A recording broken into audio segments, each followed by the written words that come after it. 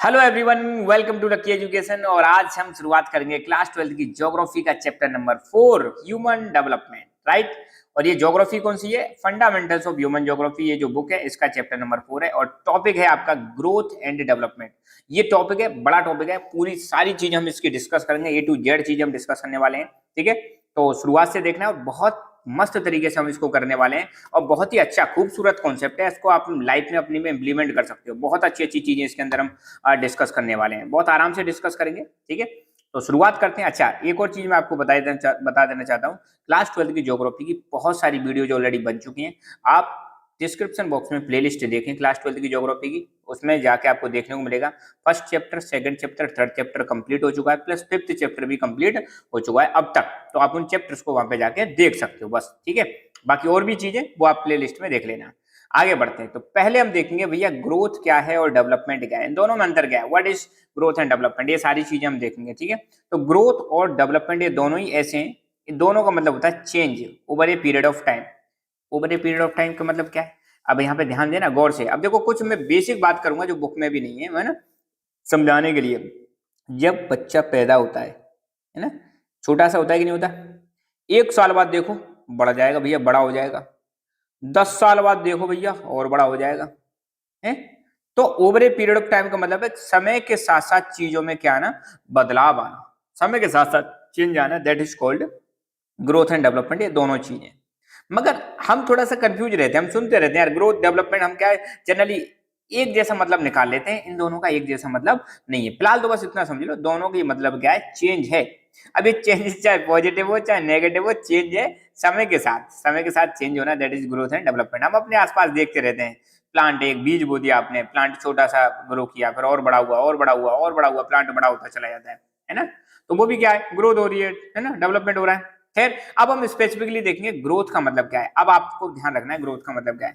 पहली बात, ग्रोथ जो है एक क्वांटिटेटिव अप्रोच है। क्वांटिटेटिव का मतलब है मात्रा में चेंज आना, किसी चीज की क्वांटिटी में चेंज आना, क्वांटिटेटिव चेंज है ग्रोथ। क्वांटिटेटिव चेंज का मतलब क्या है, let me tell you. Suppose ये भाई साहब है हमारे राम, कौन है? ये हमारे राम है।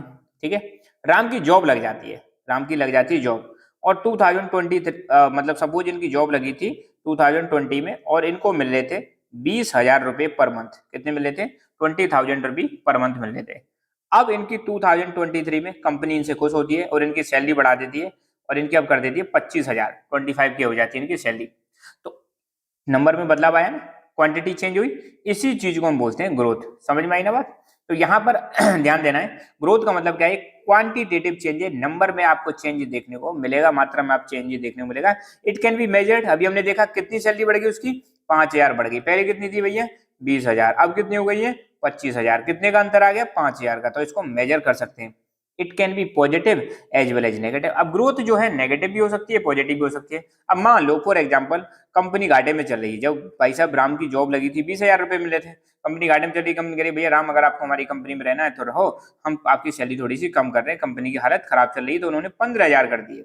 कितने कर दिए? 15,000 कर दिए, तो सैलरी घट गई। तो ग्रोथ भी पॉजिटिव भी हो सकती है और नेगेटिव भी हो सकती है। नेगेटिव ग्रोथ भी होती है। आपने देखो हमारे भारत देश की जो जीडीपी है, ग्रॉस डोमेस्टिक प्रोडक्ट, ये कभी पॉजिटिव चलती है और कई बार तो ऐसी सिचुएशन आ जाती है जैसे कोरोना काल, या कई देशों की जीडीपी जो है नेगेटिव में भी चली जाती है ना। तो ग्रोथ पॉजिटिव भी हो सकती है, नेगेटिव भी हो सकती है। उसको मेजर किया जा सकता है। क्वांटिटेटिव अप्रोच है, क्वांटिटी पे फोकस किया जाता है। वन डायमेंशनल कॉन्सेप्ट है। वन डायमेंशनल मतलब सिर्फ एक ही चीज पे फोकस होता है। स्पेशली इकोनॉमिक ग्रोथ पे ज्यादा फोकस करते हैं हम लोग, है ना। हम भी अपने अपने आपने देखा होगा, हम जब भी किसी से मिलते हैं पूछते हैं भैया कितने पैसे कमा रहे हो, कितनी सैलरी है तुम्हारी, है जनरली मतलब लोगों की टेंडेंसी रहती है, उनका मतलब पैसा पूछने लग जाते हैं। तो ग्रोथ वन डायमेंशनल अप्रोच है, मतलब एक ही चीज पर फोकस रहता है। मेनली इकोनॉमिक पॉइंट पर ज्यादा फोकस रहता है, मनी पे ज्यादा फोकस रहता है। जैसे पर कैपिटा इनकम, हम जनरली कंट्रीज को मेजर करते हैं उनकी पर कैपिटा इनकम के हिसाब से। पर कैपिटा इनकम का मतलब क्या है, देश की टोटल इनकम कितनी है, national income divided by population, क्या निकल के आ जाएगी, पर कैपिटा इनकम निकल के आ जाएगी। ये एक एग्जांपल है ग्रोथ का। ठीक है, अब डेवलपमेंट, बहुत खूबसूरत कॉन्सेप्ट है डेवलपमेंट का। ठीक है, पहली बात, डेवलपमेंट का मतलब है प्रेजेंट में जो आपका सोसाइटी है, प्रेजेंट में जो सोसाइटी उसमें पॉजिटिव चेंजेज आना। कोई भी सोसाइटी के अंदर पॉजिटिव चेंजेज आना, वही क्या है, डेवलपमेंट। मान लो कोई गांव है, ये कोई विलेज है। विलेज में आपको देखने को मिलेगा पहले एक भी स्कूल नहीं था, एक भी क्या नहीं था, एक भी स्कूल नहीं था। एक भी हॉस्पिटल नहीं था, ठीक है। लोग पढ़ने के लिए बाहर जाते थे और ट्रांसपोर्ट का मतलब सिस्टम सही नहीं था। सड़कें जो थी बड़ी कच्ची थी, इलेक्ट्रिसिटी वहां पे थी नहीं। 10 साल बाद या 15 साल बाद उस गांव में एक स्कूल खुल गया सरकारी, एक प्राइवेट स्कूल खुल गया, एक छोटा सा डिस्पेंसरी खुल गई और वहां पे अच्छे रोड बन गए और वहां पे इलेक्ट्रिसिटी भी आ गई। देखा, पहले सिस्टम अलग था, अब सिस्टम बदल गया। तो किसी भी सोसाइटी में पॉजिटिव चेंजेज आना, उसी को हम क्या बोलते हैं, डेवलपमेंट बोलते हैं, ठीक है। तो जिस गांव में पहले बिजली नहीं थी, अब बिजली आ गई, मतलब डेवलपमेंट हुआ है। जिस गांव में पहले ट्रांसपोर्टेशन का सिस्टम नहीं था, ट्रांसपोर्ट की फैसिलिटी आ गई, ये भी डेवलपमेंट है। जिस गांव में पहले सपोज हॉस्पिटल नहीं थे, स्कूल नहीं थे, स्कूल आ गए, ये डेवलपमेंट का साइन है। मतलब यहाँ पे देख रहे हो, हम यहाँ पे इनकम पे फोकस नहीं कर रहे, हम इनकम के अलावा बाकी चीजों पे फोकस कर रहे हैं। इनकम तो चलो ठीक है, इनकम तो सिर्फ इनकम ही इनकम पे फोकस करते हैं, दैट इज ग्रोथ। मगर हम यहाँ इनकम के अलावा बाकी जो सोसाइटी के एस्पेक्ट है उन पर भी फोकस कर रहे हैं। और पता चला हमने उस गांव इतना बड़ा हो गया, इतना डेवलप हो गया कि वहां पे एक पुलिस चौकी भी ओपन करवा दी, पुलिस पोस्ट ओपन करवा दी, या पुलिस थाना ओपन करवा दिया, ताकि वहां पे क्राइम को कंट्रोल कर सकें। तो यही तो है डेवलपमेंट। वहां पे मान लो पहले महिलाएं पढ़ने नहीं जाती थी या पढ़ती नहीं थी, या लड़कियां पढ़ती नहीं थी, अब लड़कियां पढ़ने जा रही हैं, ये भी क्या है, डेवलपमेंट है। अंडरस्टूड। तो किसी भी सोसाइटी के एग्जिस्टिंग जो लेवल है उसमें चेंज आना, that is called development. Development एक क्वालिटेटिव चेंज है, क्वालिटेटिव, क्वालिटी में परिवर्तन आ रहा है, गुणवत्ता में परिवर्तन आया है। सोचो एक गांव पहले जहाँ पे स्कूल नहीं था, जहाँ पे हॉस्पिटल नहीं था, तो वहां के लोगों की क्वालिटी कैसी थी, खराब थी। लोग क्या पढ़े लिखे नहीं थे, अनपढ़ लोग थे, इलिटरेट थे, बहुत कम लोग वहां पे पढ़े लिखे थे, तो क्वालिटी खराब होगी। वहां पे आप देखो, अब बहुत ज्यादा मतलब ट्रांसपोर्टेशन का सिस्टम नहीं था उस गांव में। देखो हाइपोथेटिकली में जो एग्जांपल दे रहा हूं उसको सोचना है, फिर लिंक करना है। एक्चुअली ये चैप्टर जो है ना, लिंक जितना ज्यादा करोगे आपस में चीजों को, जितना कनेक्ट कर पाओगे उतना ही ज्यादा मजा आएगा। समय लगेगा, इट्स ओके, कोई भी चीज आसानी से नहीं मिलती, समय लगता है, डोंट वरी, है ना। तो अब अगर किसी गांव में पहले मतलब एजुकेशन नहीं था, वहां पे एजुकेशन आ गई, तो लोगों का विचार बदलेंगे भाई, उनकी वे ऑफ टॉकिंग बदलेगा, उनका वे ऑफ थिंकिंग बदलेगा, ब्रॉड थिंकिंग हो जाएगी, कंजर्वेटिव की जगह वो लिबरल थॉट के लोग हो जाएंगे। तो क्वालिटेटिव चेंज आना, क्वालिटी में परिवर्तन आना, दैट इज कॉल्ड डेवलपमेंट। इसी को तो हम क्या बोलते हैं, डेवलपमेंट बोलते हैं। आज हमारा देश पहले की तुलना में बहुत ज्यादा ग्रो कर रहा है। पहले आप देखो भारत में जो लाइफ एक्सपेक्टेंसी हुआ करती थी बहुत कम हुआ करती थी, अब लाइफ एक्सपेक्टेंसी हमारी इंक्रीज हो गई है। पहले भारत में ट्रांसपोर्ट एंड कम्युनिकेशन सिस्टम बहुत था ही नहीं, बहुत कम था, अब वो मतलब इंप्रूव होता जा रहा है, ठीक है। तो यही है डेवलपमेंट पॉजिटिव, ये क्वालिटेटिव अप्रोच है, क्वालिटी पे ज्यादा फोकस किया जाता है। और डेवलपमेंट एक मल्टी डायमेंशनल अप्रोच है, मतलब डेवलपमेंट में हम एक चीज पर ही फोकस नहीं करते, बहुत सारी चीजों पर फोकस करते हैं। जैसे सोशल डेवलपमेंट, समाज में डेवलपमेंट होना चाहिए, सोसाइटी के हर सेक्शन का डेवलपमेंट होना चाहिए, चाहे वो एससी हो, चाहे एसटी हो, चाहे ओबीसी हो, चाहे वो महिला हो या पुरुष हो, बच्चे हो, बूढ़े हो, है ना, कोई सी भी कास्ट हो, कोई सी भी कम्युनिटी हो, सबका डेवलपमेंट ये इसका पार्ट है। इन्वायरमेंटल डेवलपमेंट, अब देखो कितनी अच्छी खूबसूरत बात कही गई, इन्वायरमेंटल डेवलपमेंट की बात की जा रही है कि आज आपको पता है हर जगह पर पॉल्यूशन ही पॉल्यूशन की समस्या है ना, डिफॉरेस्टेशन की समस्या है, ग्लोबल वार्मिंग की समस्या है, ग्रीन हाउस गैसेस बहुत ज्यादा रिलीज हो रही है, इनमें भी चेंज लाया जाए, वो भी एक डेवलपमेंट है। पॉलिटिकल डेवलपमेंट है, पॉलिटिकल डेवलपमेंट का मतलब क्या है, जैसे मान लो पहले महिलाओं को, सपोज मान के चलते हैं ना हाइपोथेटिकली, कि मान लो पहले महिलाओं को वोट देने का अधिकार नहीं था, उनको वोट देने का अधिकार मिल जाए। पहले मान लो कुछ लोग थे जो किसान थे, उनको मान के चल रहे हैं, उनको चुनाव लड़ने का अधिकार नहीं था, अब उनको चुनाव लड़ने का अधिकार दे दो, है ना। जिसको वोट देने का अधिकार नहीं है, वोट देने का अधिकार मिल जाए, जिसको चुनाव लड़ने का अधिकार नहीं है, उसको चुनाव लड़ने का अधिकार मिल जाए। तो कैसा डेवलपमेंट है भाई साहब, ये पॉलिटिकल डेवलपमेंट है ना। और इकोनॉमिक डेवलपमेंट का मतलब क्या है, अब किसी भी देश में मान लो गरीबी बहुत ज्यादा है, अनएम्प्लॉयमेंट बहुत ज्यादा है ना, बहुत ज्यादा पिछड़ा हुआ है, अब वो मतलब गरीबी खत्म होने लग जाए, अनएम्प्लॉयमेंट खत्म होने लग जाए, जॉब्स क्रिएट होने लग जाए, तो ये कैसा डेवलपमेंट हो जाएगा, इकोनॉमिक डेवलपमेंट हो जाएगा। तो डेवलपमेंट क्या है, डेवलपमेंट एक मल्टी डायमेंशनल कॉन्सेप्ट है, इसमें बहुत सारी चीजों पर फोकस किया जाता है। इसमें सिर्फ इकोनॉमी के अलावा, सिर्फ इकोनॉमी पे फोकस नहीं करते, इकोनॉमी के अलावा सोसाइटी की बाकी चीजों पर भी फोकस किया जाता है, ठीक है। तो यहाँ पर अब एक और भी चीज रखिए, development occurs when positive growth takes place. और डेवलपमेंट में आप ध्यान रखना, यहाँ पे सिर्फ पॉजिटिव ग्रोथ ही होगी, नेगेटिव ग्रोथ नहीं होती डेवलपमेंट में कभी भी, है ना। तो पॉजिटिव जब चेंजेज आते हैं तो हम कहते हैं डेवलपमेंट हो रहा है ना। Growth does not always lead to the development, और जरूरी नहीं है किसी भी जगह की अगर ग्रोथ हो रही है तो डेवलपमेंट हो ऐसा पॉसिबल नहीं है। यार किसी व्यक्ति की अगर सैलरी बढ़ रही है, मान लो पहले सैलरी 10,000 थी, अब 20,000 हो गई, तो जरूरी थोड़ी है उसका डेवलपमेंट भी होगा, जरूरी थोड़ी है वो पैसे को हेल्थ पर खर्च करेगा, एजुकेशन पर खर्च करेगा, स्किल डेवलपमेंट पर फोकस करेगा, नॉट नेसेसरी। तो ग्रोथ जो हो रही है, अगर कोई कंट्री ग्रो कर रहा है या कोई व्यक्ति ग्रो कर रहा है तो जरूरी नहीं है उसका डेवलपमेंट हो ही हो। मगर बहुत सारे लोग पढ़े लिखे होते हैं, वो अपने पैसे का सही इस्तेमाल करते हैं, वो पढ़ाने अपने बच्चों की पढ़ाई लिखाई में अपने खुद के मतलब डेवलपमेंट में फोकस करते हैं। तो जरूरी नहीं है, पर हो भी सकता है। Development only occurs when positive changes in the quality. Development कब माना जाता है? जब क्वालिटी में पॉजिटिव चेंजेस आए। तो यहाँ पर एक क्वेश्चन बन जाएगा, what is the difference between growth and development, लिख देना। तो ये टॉपिक तो हुआ हमारा ग्रोथ एंड डेवलपमेंट का शॉर्ट में टॉपिक। अब हम देखेंगे भैया ह्यूमन डेवलपमेंट। यार अब असली कहानी आएगी किसकी? ह्यूमन डेवलपमेंट की हम बात करने वाले, इंसान के डेवलपमेंट की हम बात करेंगे भैया। किसकी बात करेंगे? इंसान के डेवलपमेंट की बात करेंगे। और ये बहुत चीजें, अब आप अपने आप को लेके चलो यार, यहाँ पे आप अपने आप को रख लेना यहाँ पे, यार मैं अपने खुद के डेवलपमेंट की बात करूंगा और मेरा डेवलपमेंट कैसे होगा। और अगर आपका डेवलपमेंट होगा तो यार लाइफ किसकी बदलेगी? आपकी बदलेगी। ठीक है, अब आप अपने आप को रख लो कि यार मुझे मेरा डेवलप करना है, मुझे मेरी फैमिली का डेवलपमेंट करना है। बहुत प्यारा कॉन्सेप्ट है, बहुत प्यारा चैप्टर में बता रहा हूँ। आप नंबर वंबर साइड में रख दो, देखो कितना मजा आने वाला है ना। इसको लाइफ में उतार के देखो, बहुत ज्यादा फायदा होने वाला है। तो कॉन्सेप्ट ऑफ ह्यूमन डेवलपमेंट, ये जो कॉन्सेप्ट है ह्यूमन डेवलपमेंट का, ये कब आया? आप सबने सुना होगा, HDI 10th में भी पढ़ा हुआ, ह्यूमन डेवलपमेंट इंडेक्स या ह्यूमन डेवलपमेंट रिपोर्ट, है ना, पढ़ा कि नहीं पढ़ा? तो ह्यूमन डेवलपमेंट की बात हम क्यों कर रहे हैं, क्यों ह्यूमन डेवलपमेंट जरूरी है, कब आया ये कॉन्सेप्ट, किसने दिया ये कॉन्सेप्ट, ये सारी चीजें जानेंगे और इसके अंदर क्या चीजें आती हैं। ठीक है, तो for many decades the level of development of country was measured only in terms of growth of an economy. बहुत समय तक, कई दशकों तक आप देखने को मिलेगा, 1947 में हमारा देश आजाद हुआ था, उसके बाद की हम बात कर रहे हैं, या कई दशकों तक किसी भी देश का डेवलपमेंट हम कैसे मेजर करते थे कि उसकी इकोनॉमी में कितनी ग्रोथ हुई है। इकोनॉमी में ग्रोथ जो हो रही है, इकोनॉमी मतलब पैसा, मनी। तो किसी देश की अगर इकोनॉमी ग्रो कर रही है, किसी देश की अगर जीडीपी ग्रो कर रही है, जीडीपी बढ़ रही है, बस इसी को हम डेवलपमेंट मान लेते थे। मतलब हम पर्सनली अपने लेवल पे देखें तो अगर किसी व्यक्ति की सैलरी बढ़ती जा रही है तो हम कहेंगे और हाँ भैया इसका डेवलपमेंट हो रहा है, ऐसा माना जाता था। यही लिख रहा है, for many decades level of development of a country was measured only in terms of economic growth. तो बहुत लंबे समय तक, कई दशकों तक कंट्री का जो मतलब डेवलपमेंट कैसे मानते थे कि कंट्री की ग्रोथ हो रही है इकोनॉमी की।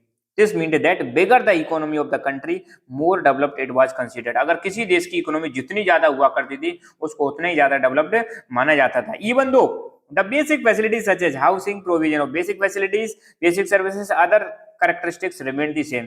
ये कह रहे हैं भले ही वहां पे हाउसिंग की कंडीशन जैसी है वैसी रहे, वहां पे बेसिक सर्विसेज लोगों को अवेलेबल ना हो, और भी चीजों में कोई परिवर्तन ना हो, सिर्फ पैसे में परिवर्तन आ जाए, सिर्फ इकोनॉमी ग्रो करने लग जाए, उसी को डेवलपमेंट माना जाता था। देखो यार, ये कह रहे हैं चाहे वहां पे हेल्थ की फैसिलिटी जैसी है वैसी बनी रहे, एजुकेशन में कोई चेंजेज ना आए, हेल्थ एजुकेशन और उनको फूड की मतलब जो है सप्लाई उनको बराबर मिले ना मिले, इन चीजों में बदलाव हो ना हो, अगर पैसे में बदलाव हो रहा है तो उसको डेवलपमेंट माना जाता था, जो कि गलत है। यार हम पैसे से हर चीज को नहीं तोल सकते, मनी के अलावा लाइफ में बहुत सारी चीजें होती हैं, वही तो है डेवलपमेंट। अगर आप मनी मनी पे फोकस करते हो तो उसको ग्रोथ मानेंगे, मगर पहले इसी ग्रोथ को डेवलपमेंट मान लिया जाता था। पहले अगर पैसा बढ़ रहा है, किसी देश की इकोनॉमी बढ़ रही है, बस भैया वही डेवलपमेंट है, बाकी चीजों से किसी को मतलब नहीं है। तो इसका मतलब पहले इंसान इतना ज्यादा सोचता नहीं था, इतना ज्यादा ध्यान नहीं देता था, मगर चीजें धीरे धीरे ही होती है, ग्रो करती हैं। The idea of human development came from the aspect of development life. अब देखो ह्यूमन डेवलपमेंट का आइडिया कैसे आया? ह्यूमन डेवलपमेंट का आइडिया आया the quality of life of people enjoy in the country. अब यहाँ पे ध्यान देना, कई चीजों पर डेवलपमेंट के और पहलुओं पर फोकस किया जा रहा है कि ह्यूमन डेवलपमेंट कब होगा, इसके इसके इसका मतलब कैसे पता चला कि ये जो ह्यूमन डेवलपमेंट का आइडिया है कैसे निकल के आया, किस हिसाब से ह्यूमन डेवलपमेंट को मेजर कर रहे हैं। इसको मेजर कर रहे हैं, नंबर एक, quality of life people enjoy in a country. किस तरह की क्वालिटी ऑफ लाइफ जी रहे हैं लोग किसी भी देश में। फॉर एग्जाम्पल आप देखो इंडिया है, इंडिया में लोग सब बढ़िया रहते हैं, इंडिया एक सेकुलर देश है ना, जहाँ पे सभी धर्म के लोग निवास कर सकते हैं, फ्रीडम ऑफ स्पीच है, जो मन में आए वो कह सकते हैं, है ना, अनटिल एंड अनलेस किसी को हर्ट ना करें, है ना। अपने देश में देखो, यूरोपियन कंट्रीज में देखो, यहाँ क्वालिटी ऑफ लाइफ अच्छी है, मगर कुछ कंट्री जैसे फॉर एग्जांपल नॉर्थ कोरिया, पता ही नहीं है लोगों को क्या कर रहे हैं क्या नहीं कर रहे हैं, कोई फ्रीडम ऑफ लाइफ नहीं है ना। चाइना में देख लो, वहां पर लोगों को पता नहीं है, वहां पे कोई फ्रीडम ऑफ स्पीच नहीं है, फ्रीडम ऑफ लिबर्टी नहीं है वहां पे। तो किस तरह की जिंदगी जी रहे हैं, ये एक इंपॉर्टेंट एस्पेक्ट है किसका, ह्यूमन डेवलपमेंट का। अपॉर्चुनिटी दे है, लोग जो है वहां के, क्या उनको अपॉर्चुनिटीज मिल रही है कि नहीं मिल रही है, क्या सभी को पढ़ने का मौका मिल रहा है, क्या सभी को जॉब करने का मौका मिल रहा है, क्या सभी को पॉलिटिक्स में आने का मौका मिल रहा है। तो अपॉर्चुनिटीज से भी किसको मेजर किया जाता था, ह्यूमन डेवलपमेंट। ध्यान देना, ह्यूमन डेवलपमेंट अब जो नया डेवलपमेंट का जो कॉन्सेप्ट आ रहा है वो किन किन चीजों पर आधारित है कि लोगों की लाइफ कैसी है देश के अंदर, क्या लोगों को अपॉर्चुनिटीज मिल रही है कि नहीं मिल रही है, क्या लोगों को फ्रीडम मिल रही है कि नहीं मिल रही है। इन चीजों के आधार पर ह्यूमन डेवलपमेंट को मेजर किया जाने लगा, है ना। The basic aim of development is creating conditions where people can live a meaningful life. Basic जो एम होता है डेवलपमेंट का, उसका मतलब होता है कि ऐसी कंडीशंस क्रिएट करना जहां पर लोग एक मीनिंगफुल लाइफ जी सकें। मीनिंगफुल लाइफ का मतलब है एक अच्छी जिंदगी जी सकें, जहां पे लोगों के पास हेल्थ फैसिलिटीज हो, जहां पे लोगों को एजुकेशनल फैसिलिटीज मिले, जहां पे लोगों मतलब सिक्योरिटी मिले, लोगों को सिक्योरिटी मिले किसी प्रकार का, मतलब जहां पे अपराध ना हो है, जहां पे आपको देखने को मिले सबको जॉब्स मिल जाए, जॉब्स की प्रॉब्लम ना हो, अनएम्प्लॉयमेंट ना हो, जहां पे सेफ्टी सिक्योरिटी इन सब चीजों पर फोकस किया जाए, उसको हम बोलते हैं कि भैया मीनिंगफुल लाइफ। कैसी लाइफ बोलेंगे? मीनिंगफुल लाइफ बोलेंगे। जहां पे इक्वलिटी पे फोकस किया जाए, फ्रीडम पे फोकस किया जाए, उसको हम बोलेंगे मीनिंगफुल लाइफ। तो बेसिक एम डेवलपमेंट का क्या है कि ऐसी कंडीशंस क्रिएट करना ताकि इंसान कैसी लाइफ जी सके, एक मीनिंगफुल लाइफ जी सके। It means people must be healthy. इसका मतलब क्या है? मीनिंगफुल लाइफ का मतलब क्या है? नंबर एक, पीपल कैसे होने चाहिए, लोग कैसे होने चाहिए, हेल्दी होने चाहिए। नंबर दो, वो अपने टैलेंट को डेवलप करने में एबल होने चाहिए। नंबर तीन, और वो सोसाइटी में पार्टिसिपेट कर सकें, ऐसे होने चाहिए। और नंबर चार, be free to achieve their goals, और उनको आजादी होनी चाहिए कि वो अपने लक्ष्य को प्राप्त कर सके। ध्यान देना, डेवलपमेंट का एम क्या है, बेसिक एम क्या है कि ऐसी कंडीशंस क्रिएट करना है ताकि लोग अपनी एक मीनिंगफुल जिंदगी जी सकें। मीनिंगफुल जिंदगी का मतलब क्या है? लोग हेल्दी होने चाहिए, अपने टैलेंट को डेवलप कर सकें, ऐसे होने चाहिए, सोसाइटी में पार्टिसिपेट कर सकें, सोसाइटी में कुछ भी हो रहा है तो उसमें भाग ले सकें, और साथ के साथ में फ्री होने चाहिए ताकि वो अपने गोल को अचीव कर सकें। फ्री मतलब उनको आजादी मिलनी चाहिए कि वो जो सपने उन्होंने सजो रखे हैं, जो वो बनना चाहते हैं वो बन सकें। इसको हम बोलते हैं डेवलपमेंट, और ये है बेसिक एम ऑफ डेवलपमेंट। ठीक है। लेट 1980s और अर्ली 1990s। अब देखो ध्यान देना, किसी भी ऐसे डिजिट में अगर ऐसे एस लगा देते हैं ना, इसका मतलब है 80 से 90 के बीच में, और 90 में एस लगा दिए तो 90 से 100 के बीच में। तो 1980s का मतलब क्या है? 1980 से 1990 के बीच में। 1990s का मतलब क्या है? 1990 से 2000 के बीच में, समझ गए ना? तो लेट 1980s मतलब 1980 के बाद, और अर्ली 1990s 1990 से पहले, मतलब शुरुआती टाइम में, 1990 के शुरुआती टाइम में आपको देखने को मिलेगा आइडिया ऑफ ह्यूमन डेवलपमेंट निकल के आता है। मतलब ध्यान देना, 1980 वाला जो टाइम है इसके बाद में, और 1990s के शुरुआती टाइम में आपको देखने को मिलेगा ह्यूमन डेवलपमेंट का कॉन्सेप्ट निकल के आता है। और दो साउथ एशियन इकोनॉमिस्ट, अब ध्यान देना, हमारा प्यारा भारत जो है, इंडिया जो है, किस में आता है? साउथ एशिया में आता है। ध्यान देना, इंडिया किस में आता है? साउथ एशिया में आता है। और साउथ एशिया के कंट्रीज में कोऑपरेशन करने के लिए ग्रुप है जिसका नाम है सार्क। क्या है? सार्क। तो आपको क्वेश्चन देता हूं मैं, सार्क की फुल फॉर्म बतानी है। क्वेश्चन नंबर 2, सार्क में कितने देश हैं ये बताना है, और सार्क कब बना था ये बताना है। ठीक है, तो ध्यान देना। तो 1990s के शुरुआत में और 1980s के लेट में ह्यूमन डेवलपमेंट का आइडिया आता है, और दो साउथ एशिया के इकोनॉमिस्ट, साउथ एशिया मैंने बता दिया ना, भारत और भारत के आसपास के जो पड़ोसी देश है वो सब किस में आते हैं? साउथ एशिया में आते हैं। तो साउथ एशिया के दो देश, एक इंडिया और एक पाकिस्तान, यहां से दो इकोनॉमिस्ट निकल के आते हैं। पाकिस्तान से निकल के आते हैं डॉक्टर महबूब उलक, और इंडिया से निकल के आते हैं प्रोफेसर अमर्त्य सेन। इन्होंने एक इंपॉर्टेंट कॉन्सेप्ट दिया, किसका कॉन्सेप्ट दिया? ह्यूमन डेवलपमेंट का इंपॉर्टेंट कॉन्सेप्ट दिया, और दोनों के दोनों क्लोज फ्रेंड थे, ये भी देखने को मिलेगा, दोनों एक अच्छे मित्र हुआ करते थे। इन्होंने तो प्रोफेसर या फिर हमारे जो महबूब उलक हैं, इनका तो बहुत बड़ा योगदान है। इन्होंने ही एचडीआई को क्रिएट किया था, ह्यूमन डेवलपमेंट इंडेक्स को क्रिएट किया था 1990s में। और इन्होंने जो कॉन्सेप्ट दिया था ना ह्यूमन डेवलपमेंट को, उसको फिर यूनाइटेड नेशंस ऑर्गेनाइजेशन ने यूज करना स्टार्ट कर दिया।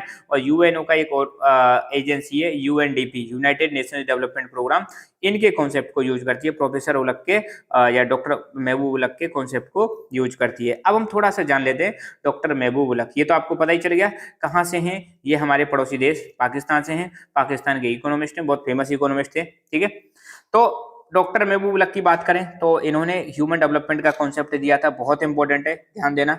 कोई क्वेश्चन आ सकता है कि किसने ह्यूमन डेवलपमेंट का कॉन्सेप्ट डेवलप किया था, तो आपको बताना है डॉक्टर महबूब उलक, पाकिस्तानी इकोनॉमिस्ट है, और ये क्लोज फ्रेंड थे किसके? प्रोफेसर अमृत सेन के। अब इन्होंने ह्यूमन डेवलपमेंट के बारे में क्या कहा, बहुत प्यारी लाइन इन्होंने कही है। इस लाइन को अब हम समझते हैं एक एक करके आराम से, ध्यान देना, सुनना ढंग से। महबूब उलक डेवलपमेंट के बारे में क्या कहते हैं? He described human development as the development that enlarge people's choice। एक एक वर्ड को हम समझेंगे। ये कह रहे हैं ह्यूमन डेवलपमेंट का मतलब ऐसा डेवलपमेंट जहां लोगों की चॉइसेस इंक्रीज हो जाए। इनलार्ज का मतलब है किसी चीज को बढ़ा देना, जहां पे लोगों की चॉइस बढ़ रही है ना, तो समझ लो डेवलपमेंट हो गया। चॉइस बढ़ रही है, इसका क्या मतलब है यार? आप सोचो, इंडिया में पहले 1990 से पहले आपको देखने को मिलेगा, हमारे यहाँ पे बहुत ज्यादा प्राइवेट कंपनियां नहीं हुआ करती थी, सब सरकारी कंपनियां। अगर आप टीवी चैनल खोल के देखोगे तो सिर्फ एक ही चैनल दिखता था, डीडी, दूरदर्शन। आप देख रहे हो दूरदर्शन, दूरदर्शन था, चॉइस लिमिटेड थी। स्कूल की बात करें तो सरकारी स्कूल हुआ करते थे, हॉस्पिटल की बात करें तो सरकारी हॉस्पिटल हुआ करते थे, और अल्टरनेटिव हमारे पास थे ही नहीं। अब 1919 में आपको पता है एलपीजी रिफॉर्म्स आए थे, लिबरलाइजेशन, प्राइवेटाइजेशन और ग्लोबलाइजेशन, ये रिफॉर्म्स आए थे। उसके बाद देखो हमारी चॉइसेस बहुत इंक्रीज हो गई। आज टीवी ओपन करके देखो, आज टीवी पे कितने सारे चैनल दिख जाएंगे। पूछो अपने मम्मी पापा को क्या हालत थी कि नहीं थी ऐसी 1990 से पहले। सिर्फ दूरदर्शन आता था, उसी पे आता था शक्तिमान, शक्तिमान आता था भैया उस पे, है ना। उसी पे आपको बाकी छोटे रामायण और महाभारत ये सारे आते थे। वीकली एक मूवी आया करती थी सैटरडे संडे को। तो चॉइस कहाँ थी हमारे पास। स्कूल पढ़ने के लिए सरकारी स्कूल हुआ करते थे, स्कूल ही नहीं थे बहुत ज्यादा। मगर 1990 के बाद जब एलपीजी रिफॉर्म्स आए, लिबरलाइजेशन, प्राइवेटाइजेशन, ग्लोबलाइजेशन आए, तो सरकार ने हमारे ने प्राइवेट कंपनीज को अलाउ कर दिया, है ना। और बाहर से मतलब बाहर की कंपनीज को अलाउ कर दिया। तो पहली चीज क्या करें कि डेवलपमेंट का मतलब है लोगों की चॉइस बढ़ा देना, लोगों के पास ऑप्शंस ज्यादा होने चाहिए, वो है असली डेवलपमेंट का मतलब। एंड इम्प्रूव्स देयर लाइफ, और उनकी जिंदगी में बदलाव लेके आना, उनकी जिंदगी को बेहतर बनाना, पहले से अच्छा बनाना, उनकी लिविंग स्टैंडर्ड में इंप्रूव करना, हेल्थ, एजुकेशन, इसमें इंप्रूवमेंट करना, ये है ह्यूमन डेवलपमेंट का मतलब। These choices of people keep on changing, ये करें इनकी जो चॉइसेस समय के साथ साथ बदलती भी रहनी चाहिए। ऐसा नहीं कि इनके पास चॉइस लिमिटेड हो, बदलती रहनी चाहिए, है ना। लोगों के पास चॉइसेस को इंक्रीज कर देना, है ना। अगर कोई व्यक्ति मान लो ग्रेजुएशन कर दी, तो ऐसा नहीं कि उसके पास जॉब करने की बस एक ही चॉइस, एक ही जगह होनी चाहिए कि भैया आप यहीं पर जॉब कर सकते हो और कहीं नहीं कर सकते। भैया उसको इतना कैपेबल बना दो कि वो कहीं पर भी मतलब जॉब कर सके, हैं। तो चॉइस को इंक्रीज करना, और पहले से ये क्या करें, choice must be changing, choice क्या होती रहनी चाहिए, चेंज होती रहनी चाहिए। This concept gives people A central position in the idea of development. ये कह रहे हैं कि ह्यूमन डेवलपमेंट के प्रोसेस में आपको लोगों को सेंटर में रखना पड़ेगा, लोगों को ध्यान में रख के डेवलपमेंट करना पड़ेगा, ठीक है। तो डॉक्टर महबूब उलक किस चीज पर फोकस कर रहे हैं, लोगों की चॉइसेस को बढ़ाओ, चॉइस चेंज होती रहनी चाहिए, और इन्होंने अपने ह्यूमन डेवलपमेंट के कॉन्सेप्ट में लोगों को सेंटर में रखा, ठीक है। इन्होंने ह्यूमन डेवलपमेंट इंडेक्स क्रिएट किया था 1990 में, ध्यान रखना, डॉक्टर महबूब उलक ने ह्यूमन डेवलपमेंट इंडेक्स को 1990 में क्रिएट हुआ था। सिंस 1990 और 1990 के बाद आपको देखने को मिलेगा ह्यूमन डेवलपमेंट का जो कॉन्सेप्ट है इसको यूज करता है कौन, यूएनडीपी। यूएनडीपी क्या है, यूनाइटेड नेशंस डेवलपमेंट प्रोग्राम। ये इनके ह्यूमन डेवलपमेंट के कॉन्सेप्ट को यूज करता है, प्रोफेसर महबूब उलक के ह्यूमन डेवलपमेंट के कॉन्सेप्ट को यूज करता है, और उसको यूज करके यूएनडीपी ने, ध्यान देना, यूएनडीपी ने इनके कॉन्सेप्ट को यूज करके 1990 से एक रिपोर्ट पब्लिश करना स्टार्ट कर दिया, एचडीआर, ह्यूमन डेवलपमेंट रिपोर्ट। और वो भी कैसे, एनुअली, हर साल ये रिपोर्ट आती है। तो ध्यान देना, आज की डेट में जो ह्यूमन डेवलपमेंट की रिपोर्ट आती है, इस रिपोर्ट को, इसका कॉन्सेप्ट किसने दिया था, ह्यूमन डेवलपमेंट का कॉन्सेप्ट दिया था प्रोफेसर डॉक्टर महबूब उलक ने, जो कि एक पाकिस्तानी इकोनॉमिस्ट है। और इनके कॉन्सेप्ट को किसने यूज किया, यूएनडीपी ने। और यूएनडीपी हर साल एक रिपोर्ट जारी करता है, ह्यूमन डेवलपमेंट रिपोर्ट। जैसे ये 2022 की रिपोर्ट यहाँ पे दिखा रखी है, 21-22 की ह्यूमन डेवलपमेंट रिपोर्ट। और यहाँ पे लिखा हुआ है नीचे, uncertain times, unsettled life, shaping our future in A transforming world, है ना। अनसर्टेन टाइम्स क्यों करें, क्योंकि कोरोना वाला टाइम था वो, है ना। तो ये चीज भी आपको ध्यान रखनी है। ह्यूमन डेवलपमेंट रिपोर्ट जो है, अब इस रिपोर्ट की बात करें तो ये रैंक वाइज लिस्ट करती है इसके मेंबर कंट्रीज को, ध्यान रखना। ये जितने भी मेंबर कंट्रीज है, जितने भी कंट्रीज की रिपोर्ट तैयार की जा रही है, उनकी रैंक देती है कि भैया नंबर 1 पे कौन है, नंबर 2 पे कौन है, नंबर 3 पे कौन है, सबसे लास्ट में कौन है। कंट्रीज को ह्यूमन डेवलपमेंट के लेवल के आधार पर रैंकिंग देती है कि किस कंट्री में ह्यूमन डेवलपमेंट कितना है, किस कंट्री में हेल्थ, एजुकेशन और रिसोर्सेज पे ज्यादा फोकस किया जा रहा है, उसके हिसाब से रैंक करती है। दूसरे हमारे प्रोफेसर अमृत सेन, जो कि भारत से, इंडिया से ही है भैया, ठीक है। प्रोफेसर अमृत सेन इकोनॉमिस्ट, कौन है भैया, इकोनॉमिस्ट है भारत के। इनको नोबेल प्राइज मिल चुका है भाई साहब। दुनिया का सबसे बड़ा प्राइज कौन सा है, नोबेल प्राइज मिला था इनको 1998 में, वेलफेयर इकोनॉमिक्स में। किसमें मिला था, वेलफेयर इकोनॉमिक्स में इनको नोबेल प्राइज मिल चुका है, प्रोफेसर अमृत सेन, जो कि क्लोज फ्रेंड थे किसके, या हैं, सॉरी, ये तो देखो, ये तो हमारे चले गए, अब ये नहीं रहे हैं, मगर ये तो हैं हमारे अभी, प्रोफेसर अमृत्य सेन, ये भी जिंदा। इनको 1998 में वेलफेयर इकोनॉमिक्स में इनको क्या मिला था, नोबेल प्राइज मिला था, दुनिया का सबसे बड़ा प्राइज। अब इनकी बात करते हैं। तो पहली बात तो इंडियन इकोनॉमिस्ट हैं, वो हटाना पड़ेगा, ही इज एन, ये भैया अभी मरे नहीं है, सॉरी, है ना। तो he is an Indian economist है। और इनके अनुसार अब हम देखेंगे ये क्या कहते हैं, इनके अनुसार ह्यूमन डेवलपमेंट क्या है, किनके अनुसार, प्रोफेसर अमृत सेन के अनुसार ह्यूमन डेवलपमेंट क्या है। तो according to professor Amrit Sen, the main objective of development is to increase freedom pass. ये तो भाई साहब एक चीज पे फोकस कर रहे हैं कि लोगों को ना फ्रीडम दे दो, डेवलपमेंट अपने आप आ जाएगा। सही बात है यार, बहुत ज्यादा जब आप उनको पकड़ के रखोगे, जब आप अपनी जबरदस्ती करवाओगे, कई बार ऐसा पेरेंट देखने को मिलता है, कई पेरेंट क्या करते हैं अपनी जबरदस्ती थोपते रहते हैं बच्चों पर, ये कर वो कर, ये मत कर वो मत कर। अरे भैया, उसको सोचने का वक्त ही नहीं देते, उसको थोड़ा सा आजादी नहीं देते। और जब तक लोगों को थोड़ी सी आजादी नहीं मिलेगी ना, तब तक वो प्रॉपरली डेवलप नहीं हो पाएंगे, फिर तो वो गुलाम की तरह जिएंगे। तो ये कह रहे हैं कि अगर हमें डेवलपमेंट करना है तो डेवलपमेंट का एम होना चाहिए कि लोगों की फ्रीडम बढ़ाओ और उसकी अनफ्रीडम को कम कर दो। अनफ्रीडम मतलब उन पर जो कंट्रोल लगा रखे ना, उस कंट्रोल को कम करो भाई। कंट्रोल को क्या करना पड़ेगा, कम करना पड़ेगा, क्योंकि because increasing freedom is one of the most effective way of bringing development. इनका मानना है कि हम जितनी ज्यादा फ्रीडम लोगों को देंगे ना, जितनी ज्यादा उनको आजादी देंगे, वही सबसे इफेक्टिव तरीका है, वही एक तरीका है जिसके माध्यम से हम डेवलपमेंट ला सकते हैं। सही बात है भाई साहब, डेवलपमेंट फ्रीडम देना जरूरी है, मगर फ्रीडम फ्रीडम भी की भी एक लिमिट होनी चाहिए। देखो आपके मम्मी पापा आप पे जो चेक्स करते हैं, कंट्रोल लगाते रहते हैं, तो उसको आप कभी नेगेटिव मत लेना, वो भी उनकी एक ड्यूटी है ना। मगर बहुत ज्यादा कंट्रोल नहीं होना चाहिए। आपकी गलत चीजों पर तो हमेशा कंट्रोल होना चाहिए, मगर आपको आजादी होनी चाहिए, आप जो करना चाहते हैं वो कर सकें, जो जिस फील्ड में जाना चाहते हैं उस फील्ड में जा सकें, जो सब्जेक्ट लेना चाहते हैं वो सब्जेक्ट ले सकें। इस चीज में फ्रीडम होनी चाहिए, लाइफ के मामले में फ्रीडम होनी चाहिए ना। अब गलत काम कर रहे हैं, उसमें आपके घर वाले आपको रोक रहे हैं, कह रहे साहब ये तो हमारी फ्रीडम का हनन हो रहा है, ये तो फ्रीडम का वायलेशन हो रहा है, तो गलत बात है भैया, कुटने भी चाहिए, तो मैं जूते भी लगने चाहिए, दैट्स गुड। तो बेटा ध्यान रखना। तो यहाँ पर ये कह रहे हैं कि लोगों की फ्रीडम बढ़ाओ, फ्रीडम बढ़ाओगे तो डेवलपमेंट अपने आप आ जाएगा, फ्रीडम बढ़ाओगे तो डेवलपमेंट अपने आप आ जाएगा। और इंक्रीज करने पर फ्रीडम, जब फ्रीडम बढ़ाओगे तो ऑटोमेटिकली डेवलपमेंट आएगी। His work explore the role of social and political institutions and processes in increasing freedom. इन्होंने जो काम किया था उसमें ये भी देखने को मिलेगा, ये कह रहे हैं कि भैया फ्रीडम बढ़ाने के लिए हमें क्या करना पड़ेगा, इनको भी सोशल और पॉलिटिकल जो इंस्टीट्यूशंस हैं, जो ऐसे इंस्टीट्यूशन जो समाज में काम कर रहे हैं, पॉलिटिकल लेवल पे काम कर रहे हैं, इनका प्रोसेस भी हमें देखना पड़ेगा, इनका भी हमें रोल देखना पड़ेगा, क्या ये भी फ्रीडम को बढ़ाने में हेल्प कर सकते हैं या नहीं कर सकते। और इनको नोबेल प्राइज मिला था 1998 में, किसके लिए, वेलफेयर इकोनॉमिक्स के लिए। ठीक है, अब हम आगे बढ़ते हैं। Aspects of human development. Aspects का मतलब है पहलू।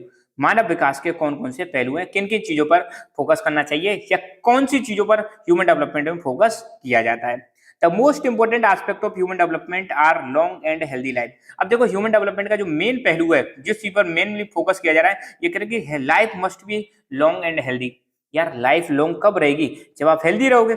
लाइफ लॉन्ग कब रहेगी, जब आपको प्रॉपर फूड मिलेगा। लाइफ लॉन्ग कब रहेगी, जब आप बीमार ना हो। तो ये कह रहे हैं ह्यूमन डेवलपमेंट का पहला पहलू क्या है, एस्पेक्ट का मतलब पहलू बोलते हैं इसको। ह्यूमन डेवलपमेंट का मोस्ट इंपोर्टेंट जो एस्पेक्ट है वो है कि लोग कैसे होने चाहिए, लॉन्ग और हेल्दी लाइफ होनी चाहिए उनकी। एबिलिटी टू गेन नॉलेज, और उनके पास क्षमता होनी चाहिए कि वो नॉलेज प्राप्त कर सके। ध्यान देना, पहले तो ये किस पे फोकस कर रहे हैं, हेल्थ पे फोकस कर रहे हैं, फिर किस पे फोकस करने की बात कर रहे हैं, एजुकेशन पर फोकस करने की बात कर रहे हैं। कह रहे हैं लोगों की लाइफ हेल्दी होनी चाहिए, लॉन्ग होनी चाहिए, लोगों में क्षमता होनी चाहिए कि वो अपनी नॉलेज गेन कर सकें, and having enough means to be able to live a decent life. और उनके पास इनफ मींस होने चाहिए, मतलब ये रिसोर्सेज की बात कर रहे हैं, पैसे की बात कर रहे हैं, कि उनके पास इनफ रिसोर्सेज होने चाहिए, इनफ तरीके साधन होने चाहिए, ताकि वो शानदार जिंदगी जी सकें। तो हम कह सकते हैं टोटली अगर इसको समराइज करें तो ह्यूमन डेवलपमेंट के तीन मेन एरियाज हैं। ह्यूमन डेवलपमेंट के तीन मेन एरियाज हैं। नंबर एक, एक्सेस टू रिसोर्सेज, उनके पास रिसोर्स होने चाहिए। रिसोर्स में स्पेशली यहाँ पे मनी की बात की जा रही है।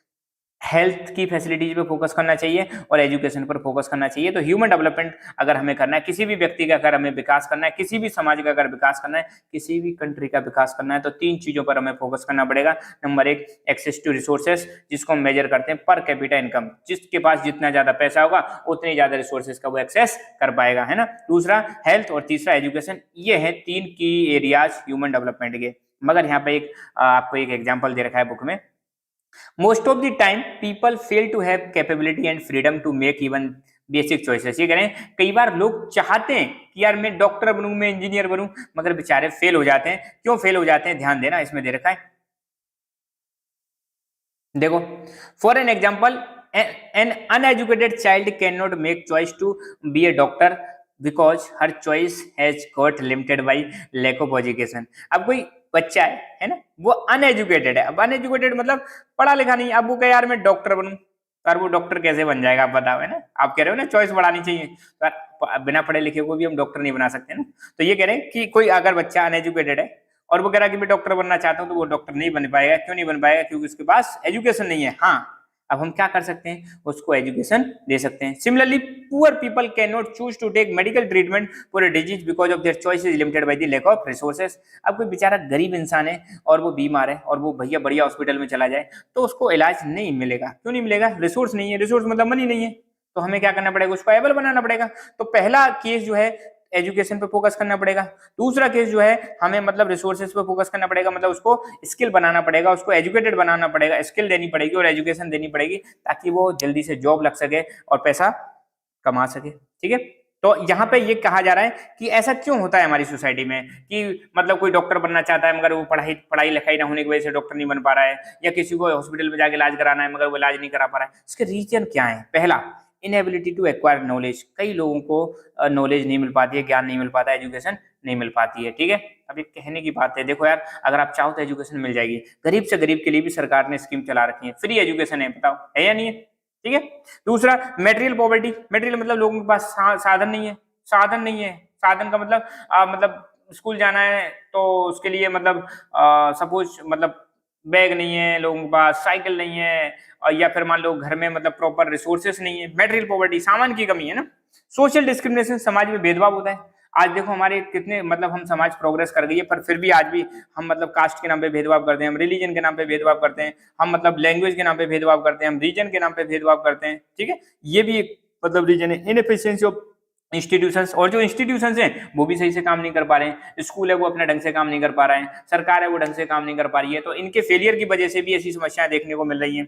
और भी कई सारे रीजंस हैं जिसकी वजह से ये जो लोग हैं बेचारे पढ़ नहीं पाते हैं या गरीब लोग हैं उनकी गरीबी दूर नहीं हो पा रही है। तो these reasons prevent them from leading healthy lifes, being able to get educated और to have means to live a decent life. तो इन्हीं रीजनों की वजह से व्यक्ति जो है एक अच्छी लाइफ नहीं जी पाते हैं और उनको एजुकेशन नहीं मिल पाती और एक उनके पास साधन नहीं होते ताकि वो एक शानदार सुंदर सी अच्छी सी जिंदगी जी सकें। ठीक है, तो हम क्या कर सकते हैं? क्या कर सकते हैं? इनकी लाइफ अच्छी हो, हेल्दी लाइफ जिए, तो उसके लिए हमें क्या करना पड़ेगा? हमें फोकस करना पड़ेगा हेल्थ पर, एजुकेशन पर, रिसोर्सेज पर, स्किल्स पर, इन सब चीजों पर फोकस करना पड़ेगा। देखो, बिल्डिंग पीपल्स कैपेबिलिटी, हमें लोगों की कैपेबिलिटी बढ़ानी पड़ेगी, हमें लोगों की औकात बढ़ानी पड़ेगी, हमें लोगों को मजबूत करना पड़ेगा, उनकी क्षमताएं बढ़ानी पड़ेंगी। और क्षमताएं हम कैसे बढ़ा सकते हैं? क्षमताएं बढ़ा सकते हैं हम हेल्थ पर फोकस करके, हम एजुकेशन पर फोकस करके, उनको रिसोर्सेज प्रोवाइड करके, ऐसे करके हम उनकी क्षमताएं बढ़ा सकते हैं। तभी अब जब लोगों की क्षमताएं बढ़ेंगी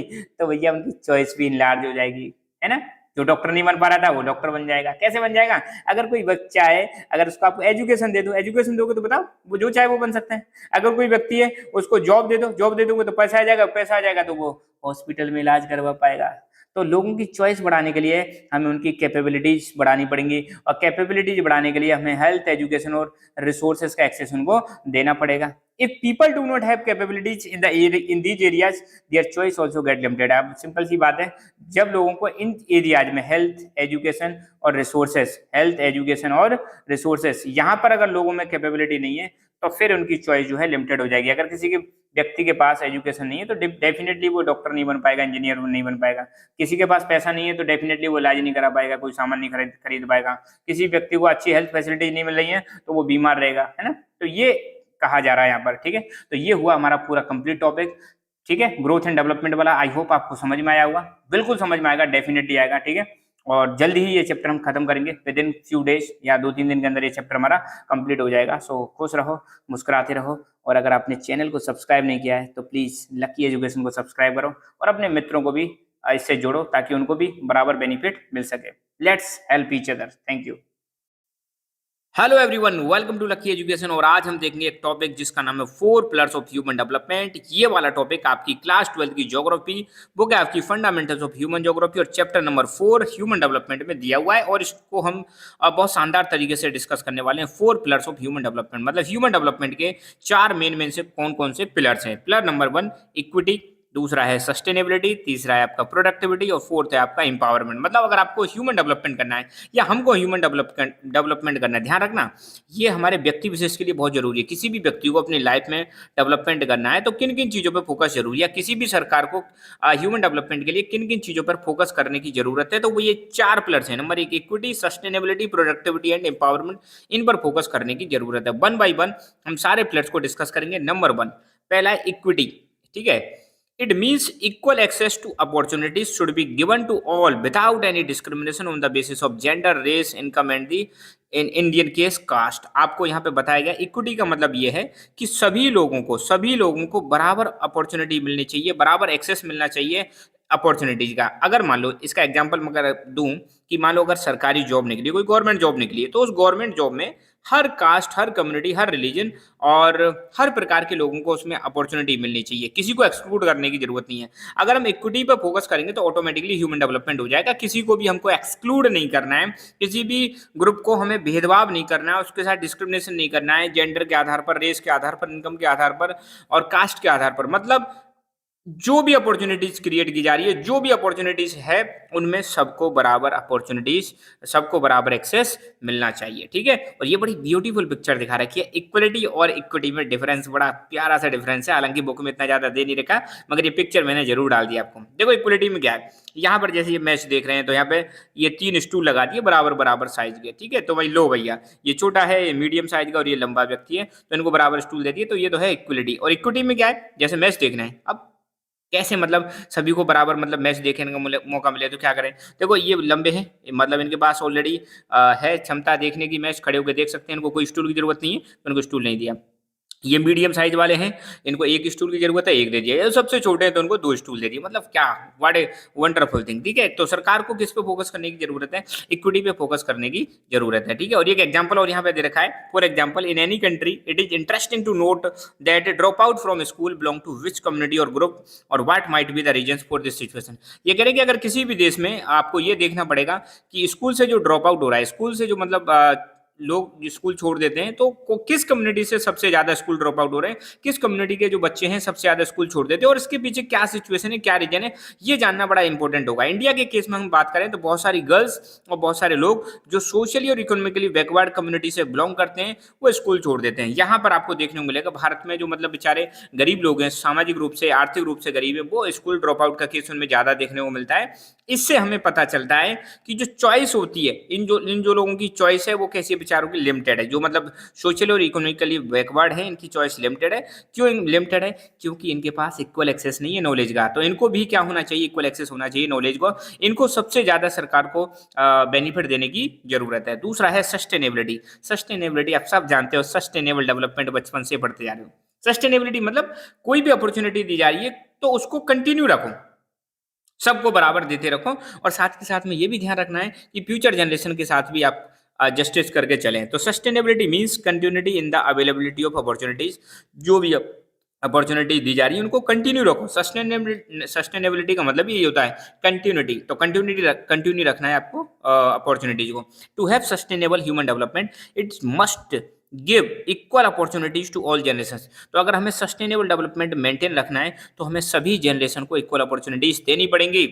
All the resources such as environment, finance, human resources must be used keeping in mind the future। तो आप जितने भी रिसोर्सेज को यूज कर रहे हो, चाहे एनवायरमेंटल रिसोर्स हो, फाइनेंशियल रिसोर्स हो, ह्यूमन रिसोर्सेज हो, आपको इस प्रकार से यूज करना है ताकि फ्यूचर जनरेशन के लिए भी इनको बचा के रख सकें।